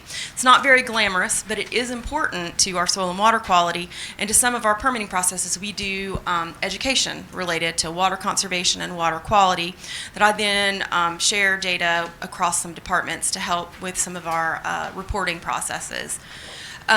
So this part-time position would just be a 19-hour-a-week position to help with some of that outreach programming. Currently, we offer usually between 50 and 70 programs a year, and we reach out to more than 5,000 people in contacts to those programs. And the way I do that, I'm the only staff member with A&R responsibility, but also I have administrative responsibility for the other program areas. So I'm really fortunate to be able to access 30 Master Gardener volunteers who help me conduct that program, who are well-trained, great volunteers. But we're at a point as the county grows that the demand is greater and the sample numbers that come through our office are getting greater. It would be very helpful to have a part-time person to assist with that load. Our only other request under capital expenditures is to replace our copier, which by the time we replace it will probably be more than 6 years old. And we use that copier to provide resources to the community, whether that be agriculture, natural resources, family and consumer science, publications, mostly from the University of Georgia Cooperative Extension, and also newsletters for the youth that we work with. We have 2,373 registered 4-Hers in Paulding County, and every month we go into classrooms and provide newsletters for that outreach. So that's kind of where our copier needs come from. Okay. Thank you. And for community development, Anne was not able to be with us today, so I'm going to talk about theirs a little bit. I think she gave a presentation to the board on Tuesday about how the changes in permits and how some of those have gone up and some of those are beginning to level off. But what's happening now, as I understand, is it's not the ready lots that have been in place for the past few years. There's more development that's actually taking place. So we're seeing raw land come through zoning for development, and they're having to do actual development inspections instead of building inspections. So that has required a little bit different need for their office. The business license, they took over business license from the Marshals Bureau last year. That's been quite an endeavor for them to and we're trying to, with 24/7 government, make that application process more user-friendly and to provide outreach. So I think they have plans to do a couple of doing business in Paulding, to get information out to the public about what they're going, how to actually conduct a business, what you need to start a business, and how that process is done to better assist with when they try to make application with the county. And with that, they have a few vehicles that go along with some of the new positions. They have reduced one of their inspectors, so they did take it out after the last meeting and added a couple of tablets. They're trying to be more interactive so that the citizen, again with 24/7 government, the citizen can actually see the schedule for inspections. They can see how that inspection ranked, what needs to be done, so that the process will be smoother. They have a replacement vehicle, and then they have a new vehicle that's tied to the development inspector. And Martin, if you want to go ahead and talk about some, Taylor's got the, okay. And I apologize, I did try to do you justice, but I'm glad you're here so that you All can. right. Does anybody think that Tabitha's was awesome and I shouldn't say anything? I'm only going to hurt the kids? No, that's not the case. All right, well, on the operations side, we're just asking for what we got last year. We're not asking for any additional money there. We don't have any capital expenditures that we're requesting. The only thing that additional that we're requesting is personnel, and it's the same request that we made last year. You've heard me talk for 3 years or 4 years now about the fear I had of the impending retirement of Linda Taylor as my chief magistrate clerk. She will hit 40 years of service with the county, I think in June, and then she retires. Her birthday's August 31st, so she stays through her birthday so that I guess something happens either retirement-wise or Medicare-wise or something, and then she'll retire the Tuesday after Labor Day. So all that fear I had for years has now come, and I can stand. Last year I said I think we're in a good spot, and this year I can say the same thing. You know, with the additional personnel we've gotten, and with the forcing of her to really let loose of the institutional knowledge to the people that are going to be there afterwards, I'm a lot more comfortable today than I was 3 or 4 years ago. That's in essence we're asking for the same personnel requests we asked last year that didn't get approved. The first one is to promote one employee from a deputy clerk to a senior deputy clerk. That's really we talked about, I think last year, Judge Miller asked me at the time if that was just sort of, how did you decide to do that? It wasn't that just sort of giving someone a pay raise. And really it's for employee morale. She's been there almost 6 years, and she's getting paid the same amount that the person that comes in and is there, 1 month gets. And she handles a lot more responsibility, and she's able to do the things she does a lot quicker and easier. So at this point, being there 6 years, we do think that she qualifies as a senior deputy clerk and should get that title reclassification, which comes obviously with a pay raise. The only other 2 things we're asking for is we have a part-time clerk at 29 hours. We're asking that move to a full-time position, and we have a temporary part-time person at 20 hours that we're asking to be moved to a permanent part-time at 29 hours. Budget-wise, I've been sort of juggling money to kind of make those part-time things be able to happen. We have someone out on maternity leave, and so we've been able to kind of temporarily do that, and we just like to be able to continue to do it. With those hours, we're able to keep up great and do really well. Okay, thank you very much. Okay, now for the hard part. Thank everybody for going through your discussions. That pretty much covers all of our capital requests, and it covers all of our personnel. So you can be seated if you want to. And now I want you to look at your neighbor again, and I want you to tell them you're sorry, but you're still going to have to cut their budget. So now I'm going to show you how the interactive workbook works. Why do we have to cut budgets? Why can't we just approve all of these? They're all needed additional expenses. They help us to get our work done. They better our county, but unfortunately we have to prioritize, and it comes to the decision of what are we willing to pay for. Can we fund all of those? Can we fund part of those? Maybe it depends on the level of service. Maybe this really improves the level of service. Maybe you don't think we're there yet. Maybe it's not that you don't think it needs to, the request needs to be approved, but maybe not this year. Maybe it's next year, or maybe there's a way that we can utilize resources to make our dollar go further. I'm not sure. Those are discussions that each table will have amongst yourselves. So the goal is you make this revenues and expenditures equal by the end of the day. So I'm going to show you where our revenues are, how you can, what decisions. There's not a lot. I've added a lot to revenues this year. Sales tax is up for Paulding. You know, hats off. We have bought more food.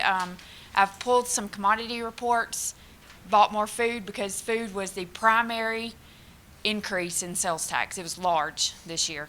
So we have, as you'll see in a minute, we've budgeted for some additional sales tax funds. Title ad valorem tax, that's going up a little bit more from last year. It went up this year.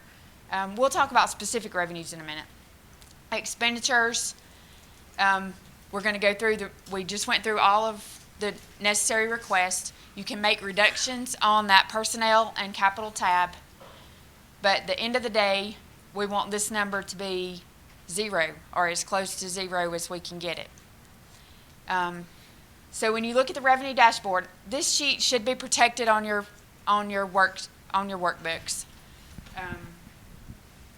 The only one that you can change, this is the question of the day, is what is everybody willing to pay for? So what should our millage rate be? And everybody knows we go through a process. James does an evaluation. He gives us a digest. We get to take out new construction out of that calculation, and that's just additional growth. Just FYI, that generated about $600,000 for this year. Numbers aren't definite yet, but that's where we are. If you advertise according to the rollback for reassessment, you can, these are the numbers that we've talked about in the past. Maybe you want to suggest we do something different, that's fine. You can do that. But 6.5, that's what Paulding's been for the majority of my career now. Over the past few years, we've gone down, we've gone up. That number's changed a little bit, but 6.5 mils for M&O. You can leave it. Right now, we're at 6.079, so you can leave it alone. And if you leave it alone, you have to advertise a 7.98% tax increase. For those that don't know, the Taxpayer Bill of Rights gives us the calculation. So it takes the reassessed value. If that reassessed value on an overall is going to result in increased tax bills, you have to advertise that you're increasing taxes in that amount. So, and then we have to calculate a rollback. The rollback for this year is 5.63 as it's calculated right now. So that would result in no ad and no public hearing. 5.63. But it costs you $2 million, $2.2 million to do that. So you're going to collect less taxes than you did last year if you roll that number back to 5.63. So every table needs to select what your millage rate's going to be. And for most, I think I've picked up at I've started at 6.079 in the spreadsheet. So that's what I calculated this number with. If you go to 6.5, it's going to generate $2 million.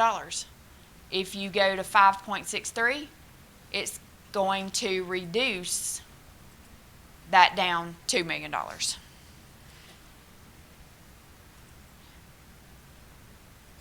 And your number over here changes according to that. So according to the millage rate that you select. Did you have a question or comment? If you each, let's make sure that I've got it right. That if you went from 6.5 to 6.079, that was worth $2 million. If you go from there down to 5.63, that's another $2 million for a total of around $4 million. That's correct. So I've calculated the $29.9 million that you see right here. has been calculated on 6.079. So from here, you can opt to go with 6.5 and generate an additional $2 million. If you go with 5.63, you will generate a $2 million reduction to that revenue number. Does that make sense? So I started in the middle with this 29.9 million here is calculated on 6.079.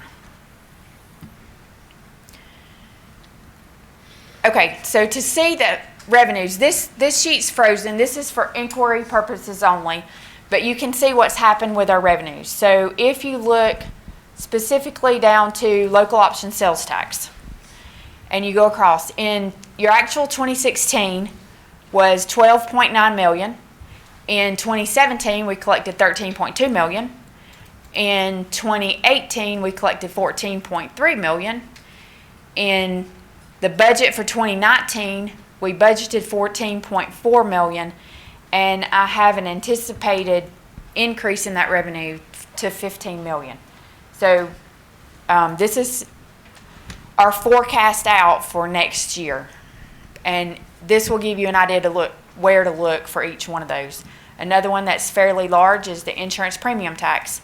That insurance premium tax is required by law to be spent on unincorporated Paulding. Everybody has to see the benefit for every citizen, the way you spend those funds. But we have seen an increase. That amount is submitted through your insurance premiums to the insurance commissioner of the state of Georgia, and then it's allocated out to the counties according to the 2010 census. So that number will be largely increased after the census next year. Another reason why census is important, because it actually is dollars coming into the county. That changes your allocation.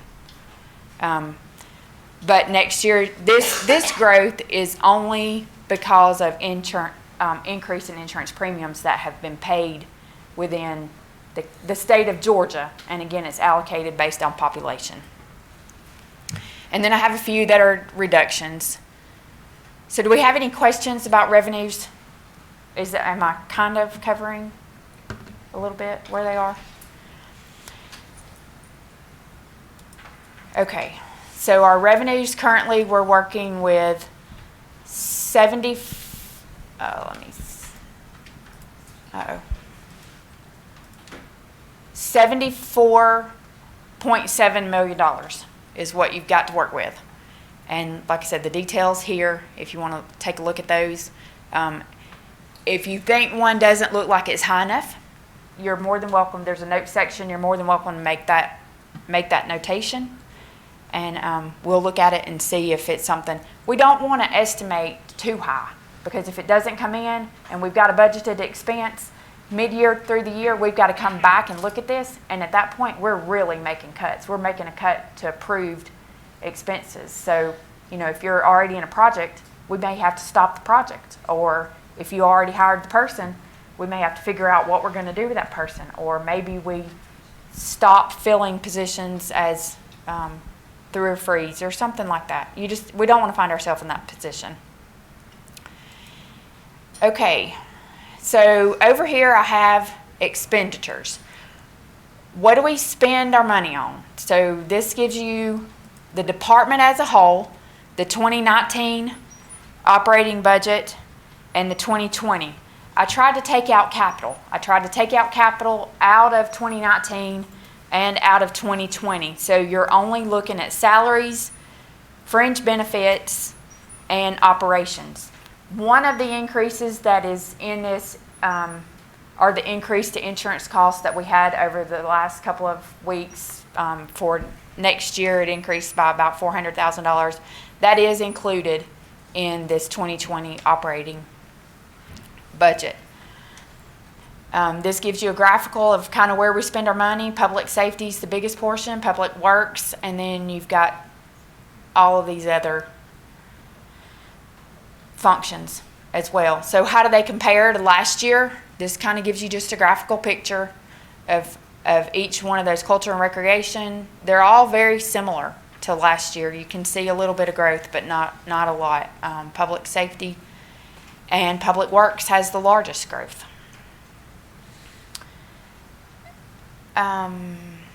Okay, this data tab gives you a lot of information, and it takes a minute to pull it up.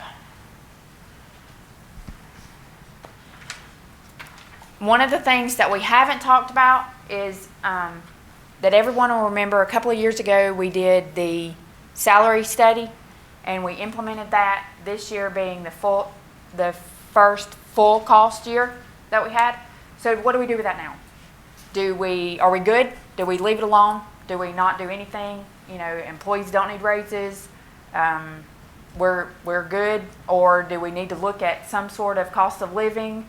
Where do we need to, what needs to be the next? And so we do need some recommendations coming out of this group as to what needs to be the direction. We did go back to Condrey and Associates to ask them where we are, and they have suggested that we kind of lost 2.6% last year because we didn't do anything. They gave it to us 2 years ago. We kind of took 2 years to implement, and then once we implemented, now we're a little bit behind. So if we want to catch that up, it's 2.6%.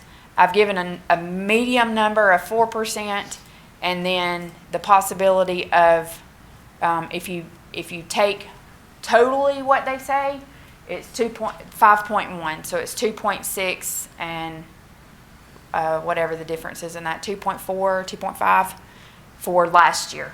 So it brings your total to 5.1.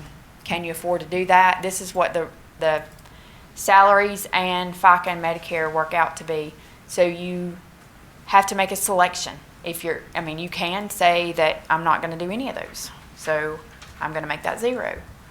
Or you can say that it should equal whichever selection. So you can equal the 2%. I'm going to give a 2% raise, and the cost is going to be $853,000. But you only want to select one of those. Additional asphalt. This was the conversation that we had with George a few minutes ago about additional asphalt. There's approximately $3 million in there for the additional cost of asphalt. So what should that be? Do we want it to be $3 million? Do we want it to be something less than that? You can change that number, and it will affect your overall total expenditures to help you get this number down closer to 0. We're assuming in this that for the capital assets that you're going to have a use of fund balance. So what we've done since we started seeing any positive improvement in our digest, while we were seeing declines in the digest, we didn't buy capital. We bought it as it broke, and it had to be beyond repair. As we've seen improvements, we have budgeted a use of fund balance for all of those capital improvements. That is the assumption that I've taken here, because we'll never get it balanced today if we don't make that assumption. But it doesn't mean that you don't need to go through that capital list and prioritize it, because once you use that fund balance, it's gone. It's not available for a different project. So make sure the project's necessary, or make sure that you agree that you want to do that project. So our next task is to go through as a table again. Look through this list. If we have questions, ask questions of your other tables. They'll be glad to come and help fill in any gaps that maybe you didn't get. Go through your personnel list. Go through your capital list. Select your millage rate. So select the millage rate that you're going to use for your table, and determine the amount of asphalt that you're going to include. Once you make those 5 or 6 selections, then you should go over to your original tab, and it'll give you an idea of where you are. Now, these resources that I've given you, these are resources so that when we're talking about budgets, a lot of times I get questions of, well, what do other people do? And if you're looking at somebody else's budget that you don't know, maybe you need to see what a different jurisdiction, how many people do they have? How many people should each one of these departments have? Because you don't know everything that goes on. So you don't know if they're overstaffed. You don't know if they're understaffed. So this will give you an idea. I've included Douglas and Fayette only because they're somewhat similar as far as service-wise. I've included Paulding County adopted budget. This was last year's adopted budget, so you can see how many people there are or how they've grown. And if you click on each one of these links, I'm going to hope that it comes up. Yeah, there we go. So you can take a look at the department.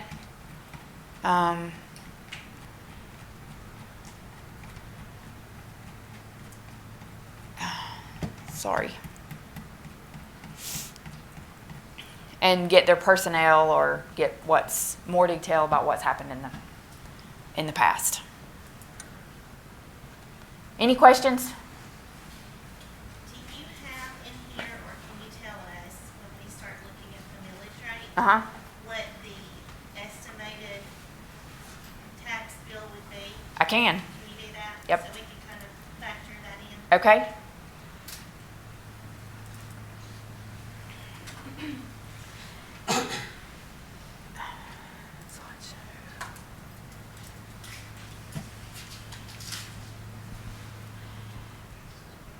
James has updated these numbers, and I went through the calculations yesterday. They didn't change a whole lot, so rather than run the risk of making some error on my sheets, I used the numbers that are, so the numbers are a little bit different, but the total percentage amount's the same. Okay, so every year we have to go through this process. We advertise a 5-year history, and this is what it would look like. So this gives you our growth, and last year's 9.48%. This year would have a 10.49% growth. That equates to the rollback calculation, which this is just a portion of the spreadsheet that gets you back to 5.63. 6.5 mils is 15.45% increase. Here are the amounts that are generated by each one of those. Tax bills, what happens? So if you had an increase of about the 10.49%, your value went from 182 to 200,000. I try to use the 200,000 because it's easy math. Take your 40% assessed value, your exemption, usually that's homestead exemption, and then if you leave the M&O the same, so you have 6.079, your rate's going to go up by $44 on an annual year for M&O. We'll talk about debt in just a minute, but that amount, that millage rate, it actually is going to need to be increased this year because we're not going to collect enough fund revenue to pay the principal and interest on the outstanding debt that we have. Fire is estimated at an increase of 22.57. The school, I have no idea what the school's millage rate is going to be. I'm not going to pretend to know, but I used them as the same way I did our M&O. 18.879. So the school tax increase is going to go up $137.44 for a total increase of $238.85 on a typical $200,000 house. Do you know how many years the school board has kept theirs the same? It's been a lot of years. It's been many years. Any questions about this? Does that help, Deidre? So if you increase that, I can put it together because I have this in a spreadsheet as well. So if you went to 6.5, I can give you the information as to what that would increase. Yep, I can. I'll do that while you're working on the others, if you don't mind. Okay, debt service. Here's why. Let's see. Gary, last year we started coming out of the ground. 2 years ago, we went to the voters and said we needed $77 million to construct the jail. We actually issued debt for $72 million, and that debt came due. We made the first payment this year. So we did use a little bit of fund balance to make that debt payment. The main reason we wanted to do that is we wanted you to be able to see something coming out of the ground when you started paying the bill. We'll be operational this time next year, and so that there's a need of $0.25 to the increase. We actually estimated in the beginning $0.50, but we're going to need to increase $0.25 to be able to include those bonds on our debt service. Total principal and interest that's due is $11.6 million annually. And we're set to generate, I believe, so at 2.07 mils, we would generate $10.2 million, and the principal and interest payments are 11.6, leaving us a deficit of 1.4. So if we go to 2.32, we generate 11.5. Principal and interest is 11.6. Still leaves us a little bit of a deficit. The reason we leave a little bit, that we're okay with leaving a little bit of a deficit, is that we will grow again next year. So you'll grow again next year, and you can use fund balance this year for that $100,000, and it won't hurt anything. And then next year, what you want to do is get to a steady rate. So you want to collect the same amount every year and not have to be moving that amount up and down. So this is an attempt to get there.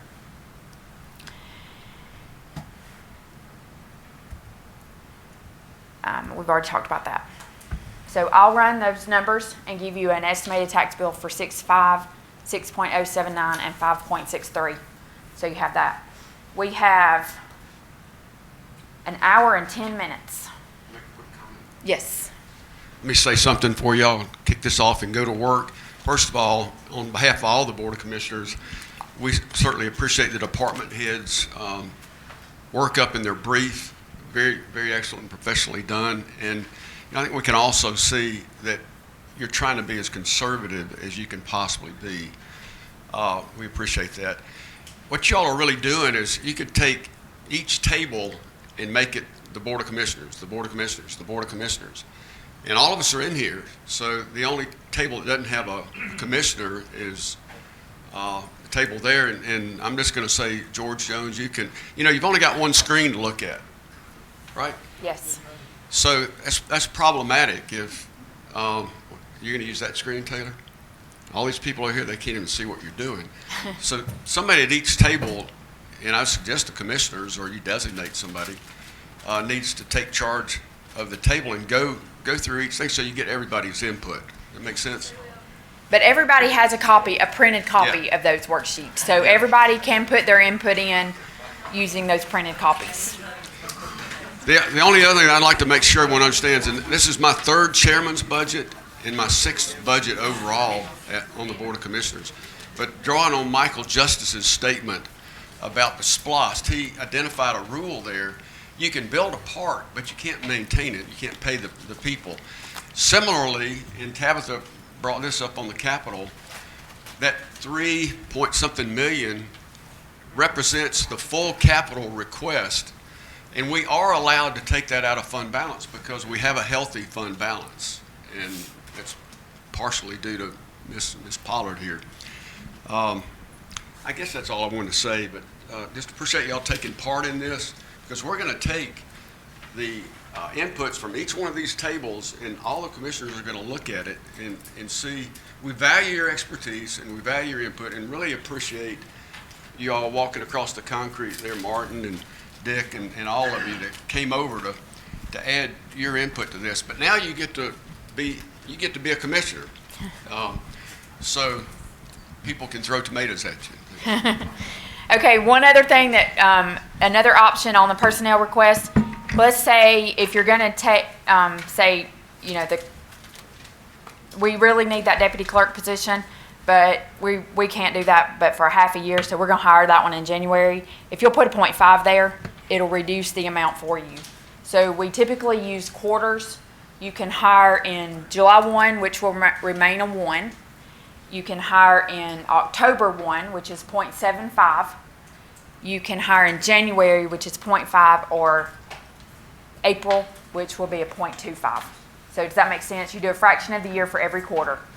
So if you're going to scatter those out, because we cannot hire everybody on July 1. So that is one creative way that we reduce it, but I wanted you to be able to see what the annual cost was. Any questions? Okay, select a millage rate, go through your personnel, go through your capital, make changes to the blue columns, and then on the data tab, look at the asphalt. If you have any questions for a specific department, I'll help you find them.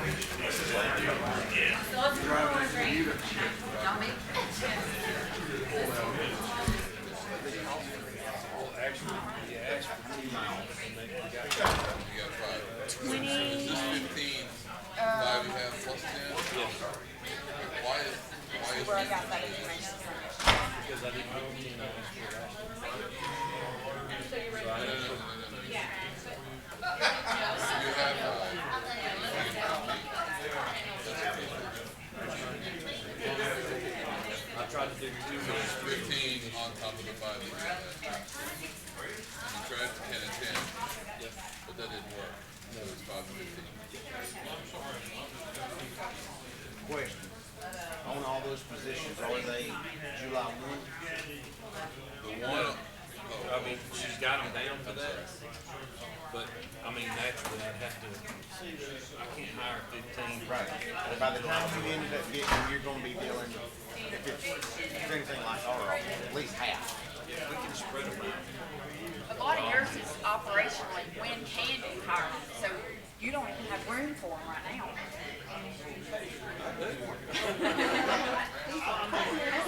Well, your move-in date impacts that a lot. That's all I'm saying.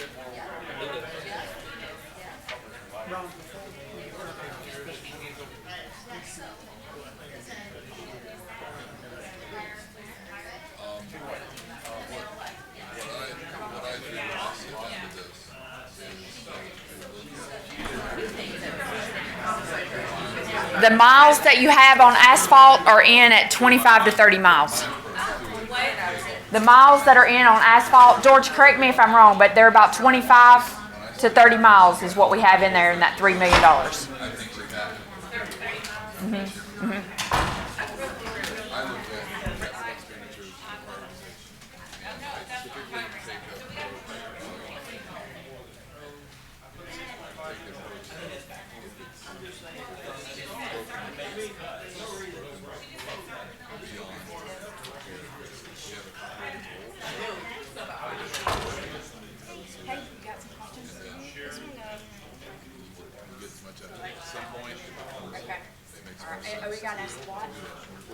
Capital expenditure. Oh, it's not like Okay. all the others were just like normal. This It's still working. Okay, all right. Very good, thank you. November, say my 70-year-old father died, $6,000 I requested a meter. I don't have a problem saying, okay, that's capital expense that we can't do. No, I don't have a problem doing that. And that's the way it is. That's what I have for the take that. So some stuff that I see we need now, like to give an example, the agenda system. That's something that I've been looking at for a while. It gives the ability to streamline stuff for the staff, but it also helps with the public information for being able to see all the stuff. Once the stuff comes to commission, just backup documents shows all the bids and the software put that online. You can see it. I think it's a good experience for the so that kind of thing I would put in there, but stuff that's, you got vehicles you have to get them off the road at some point. But I would say, when you're dealing private work, private industry might take it a little bit of a different approach to situations.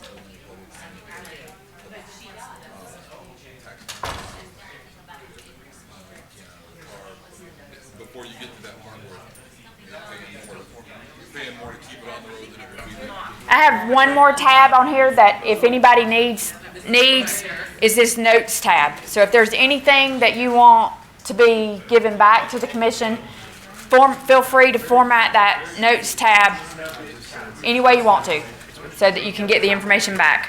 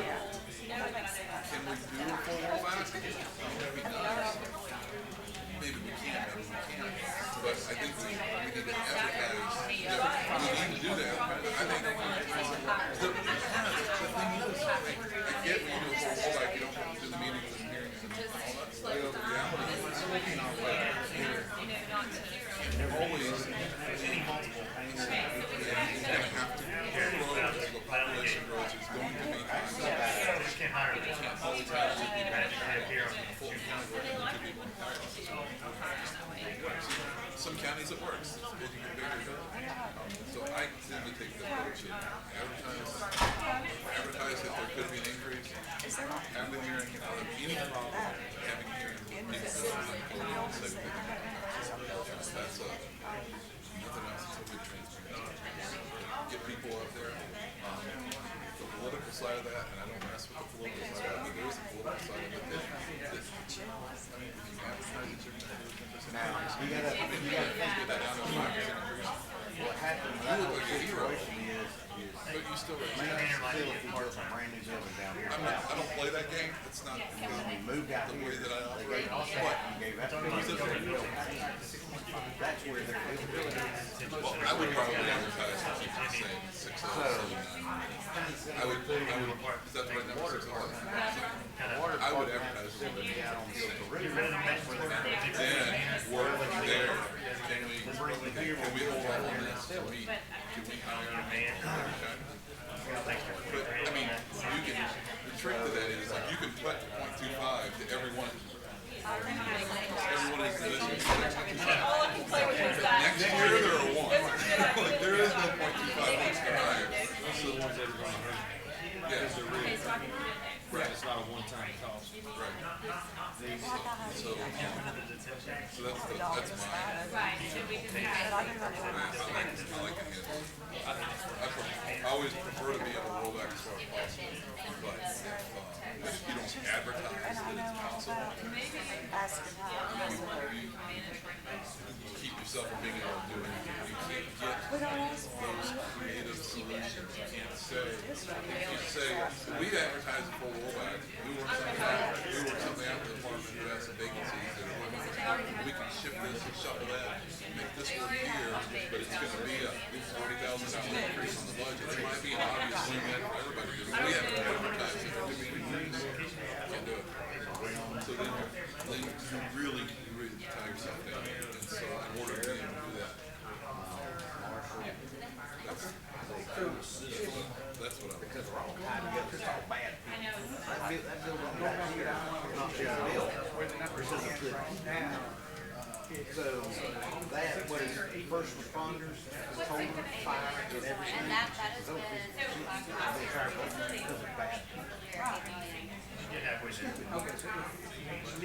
There is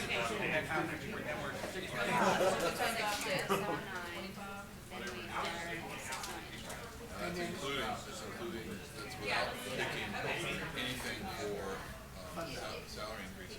That's without doing anything about the $1 million request for asphalt.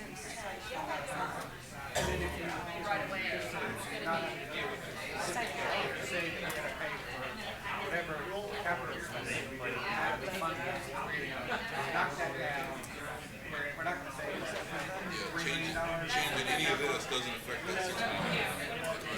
The capital comes out of the fund balance. Well, but it isn't in that capital, right? Right, I think we're all saying the same thing, but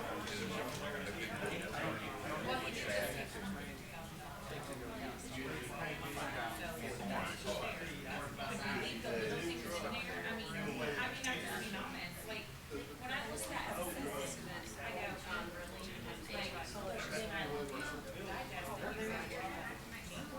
yeah, they're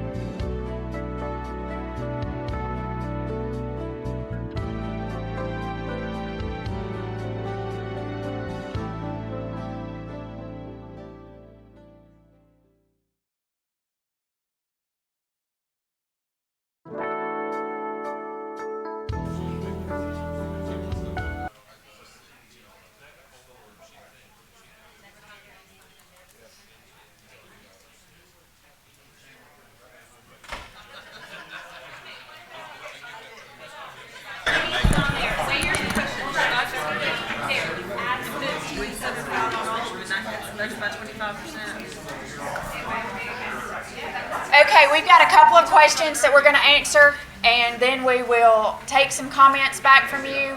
If you're not finished with your discussions, you don't have to stop. You can continue to work through some of them, but maybe get some of what you hear.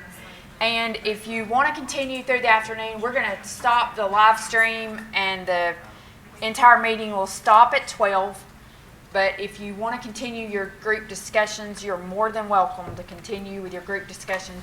I appreciate it. I think everybody's had some pretty good insight. I think we've benefit from this process. So first, I'm going to talk about the question about what does it do to, if you increase the millage rate, what does it do to a tax bill? So if you look up here at the front, let me increase the size of this just so that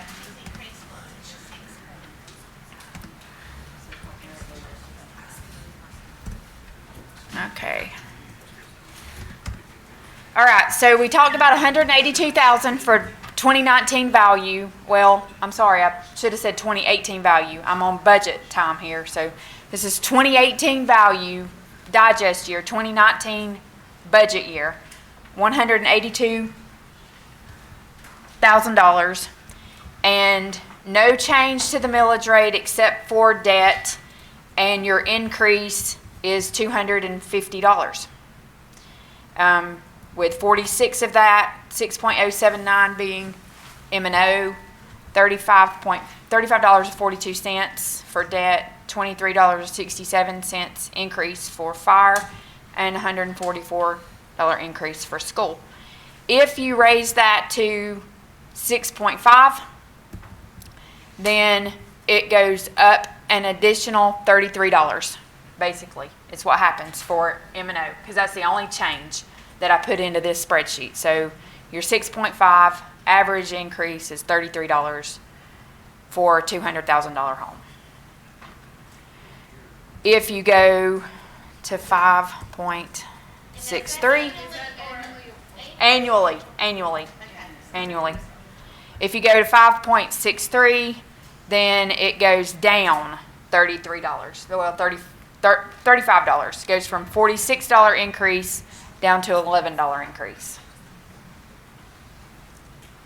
Does that make sense? So 6.079 is a $46 increase to M&O. 5.63 is an $11 increase. So there's about $35 in between each tier that we've talked about today. Does that make sense? So regardless of which one you're talking about, $240 to $300 basically is correct. The range, regardless of which one you choose. Yes. So if you go to 6.5 there, and I go down here and I sum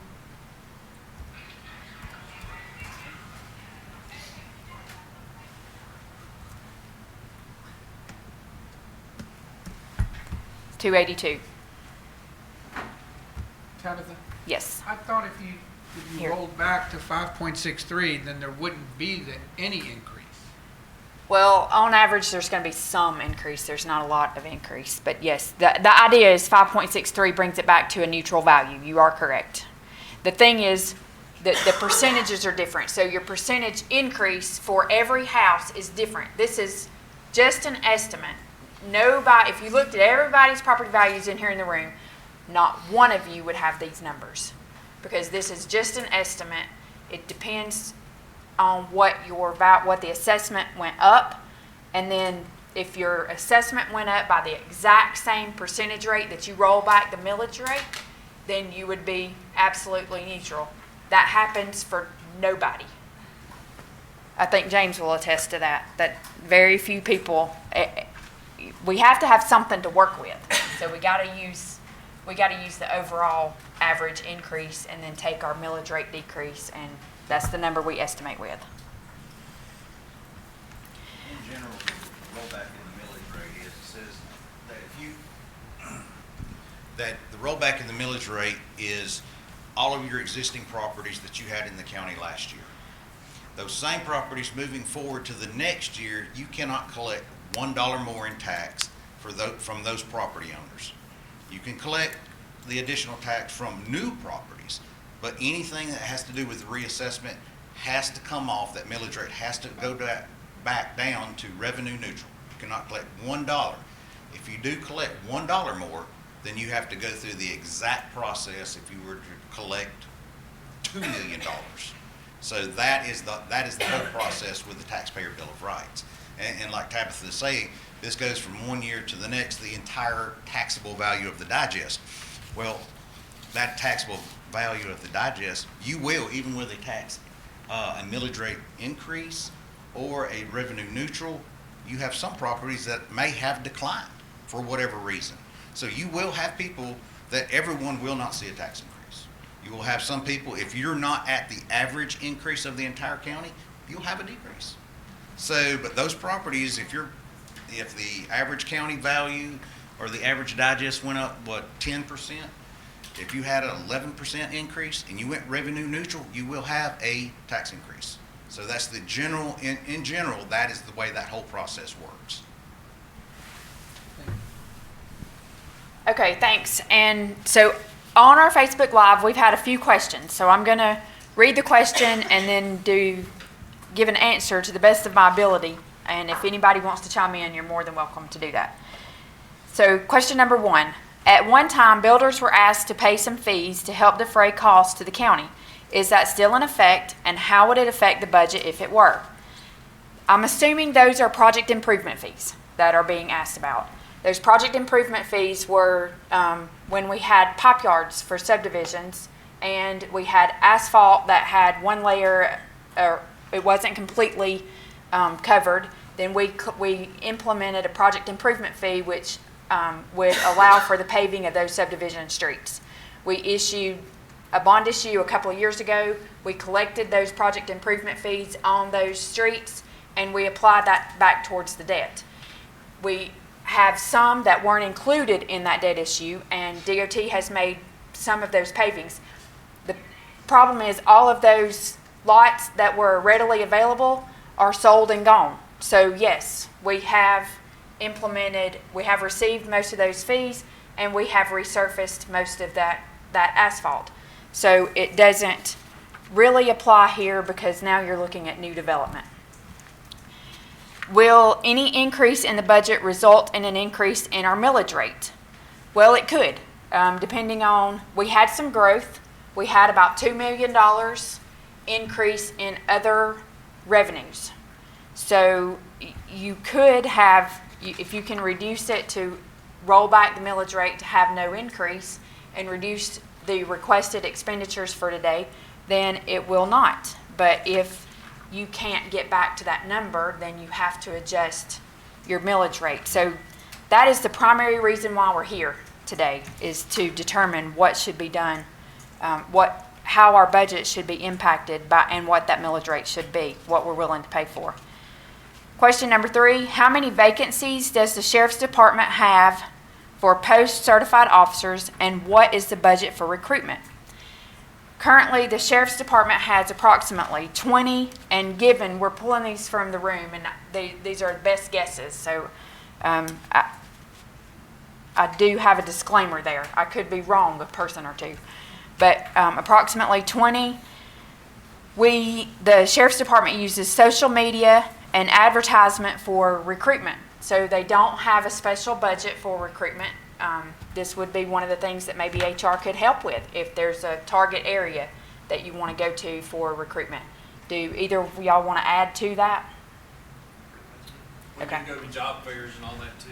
Okay, so we're actively in the different job fairs and stuff like that, trying to get folks on board. Colonel Hunton did say that they do go to job fairs to try to get interest. Public safety, police officers, unfortunately, isn't the goal, isn't a shining job anymore. It's a closed-knit world. Everybody knows who's paid and what benefits every agency's got. Right. Okay. So, question number 4. Let's see. Is there any money in this budget for anything to do with the widening of Cedar Crest Road? There is no money in this. We're not discussing Cedar Crest Road. They had some engineering a couple of years ago. That subject will possibly come up again, but is not currently in this 2020, in this portion of the 2020 budget. Where are the 2 new scales for the dump that was supposed to be acquired from the current budget? That is ready to go to bid. So they have a plan ready to go to bid to get the cost and possibly to acquire those new scales. What is the status of gray water? All the plumbing has been installed in Seven Hills. We do not have water engineers available to us today. So I can't answer that. I'm not the person to answer that question. I will issue a response later. The reason water's not included here is water is an enterprise fund. So we're primarily here today to discuss the general fund and the maintenance and operations of the county. The enterprise fund is completely supported by revenues from the sale of their service. So they sell water, they sell sewer service, and they're completely supported by that. So they're not participating with us today. Isn't the BOC hiring an economic development specialist? If so, why do we need another one? That has been a topic in the 2019 budget and is not included in this 2020. That additional request is not included in this 2020 budget. It will either continue on from the 2019 budget or however we end in 2019 will be how it's implemented in 2020. Can someone ask about status on earlier retirement cost analysis they had done a couple of years ago for public safety employees? Fire is losing people due to pay and retirement. We are currently having discussions with JebCorps, with the retirement company, as far as what can be done to improve the retirement services for public safety and other employees. They're doing some analysis for us at this time.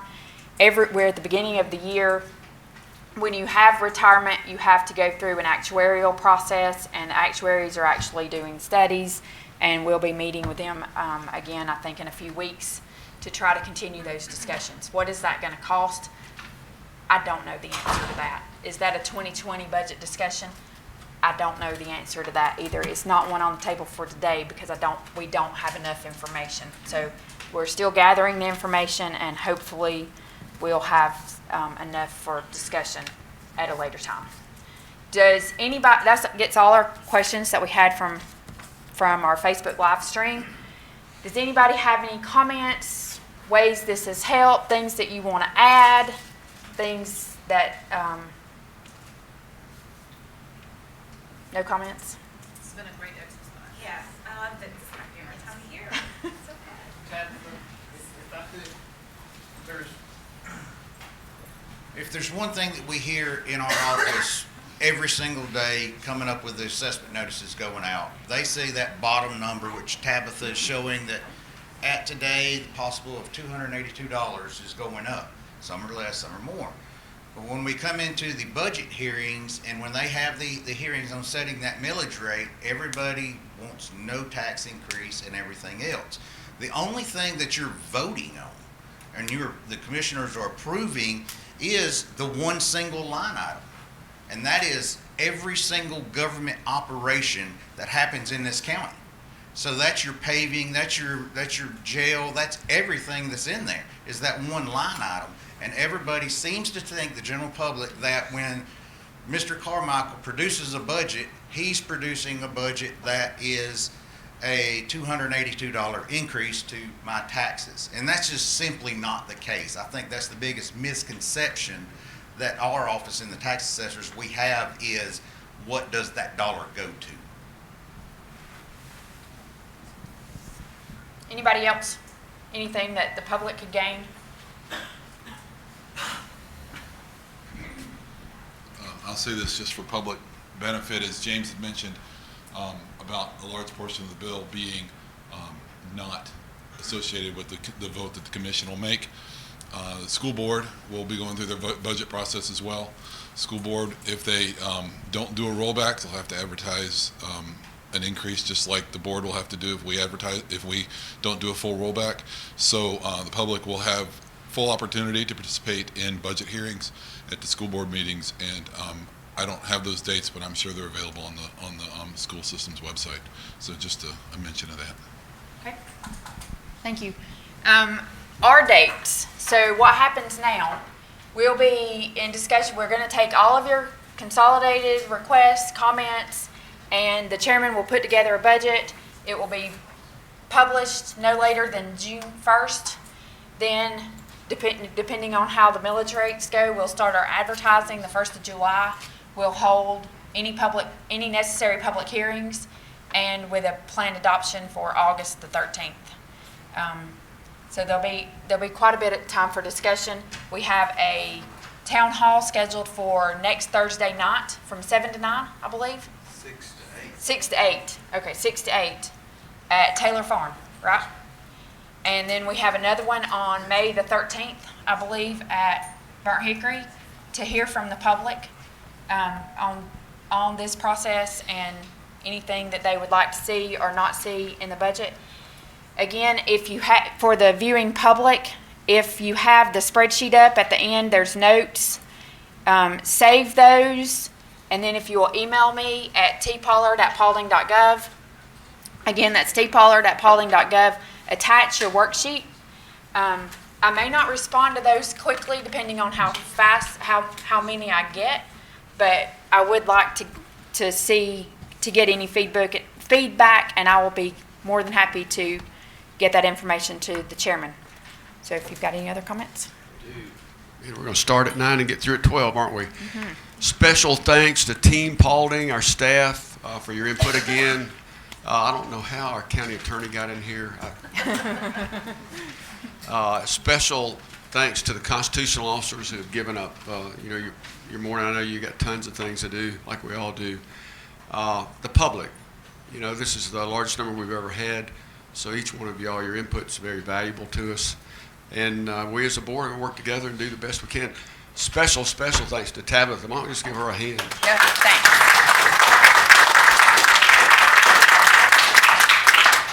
And you remember the two other finance gals in here. So again, just y'all have a great weekend and a great Easter weekend next weekend. Real fast. Thanks for participating, and we will end the live stream now. And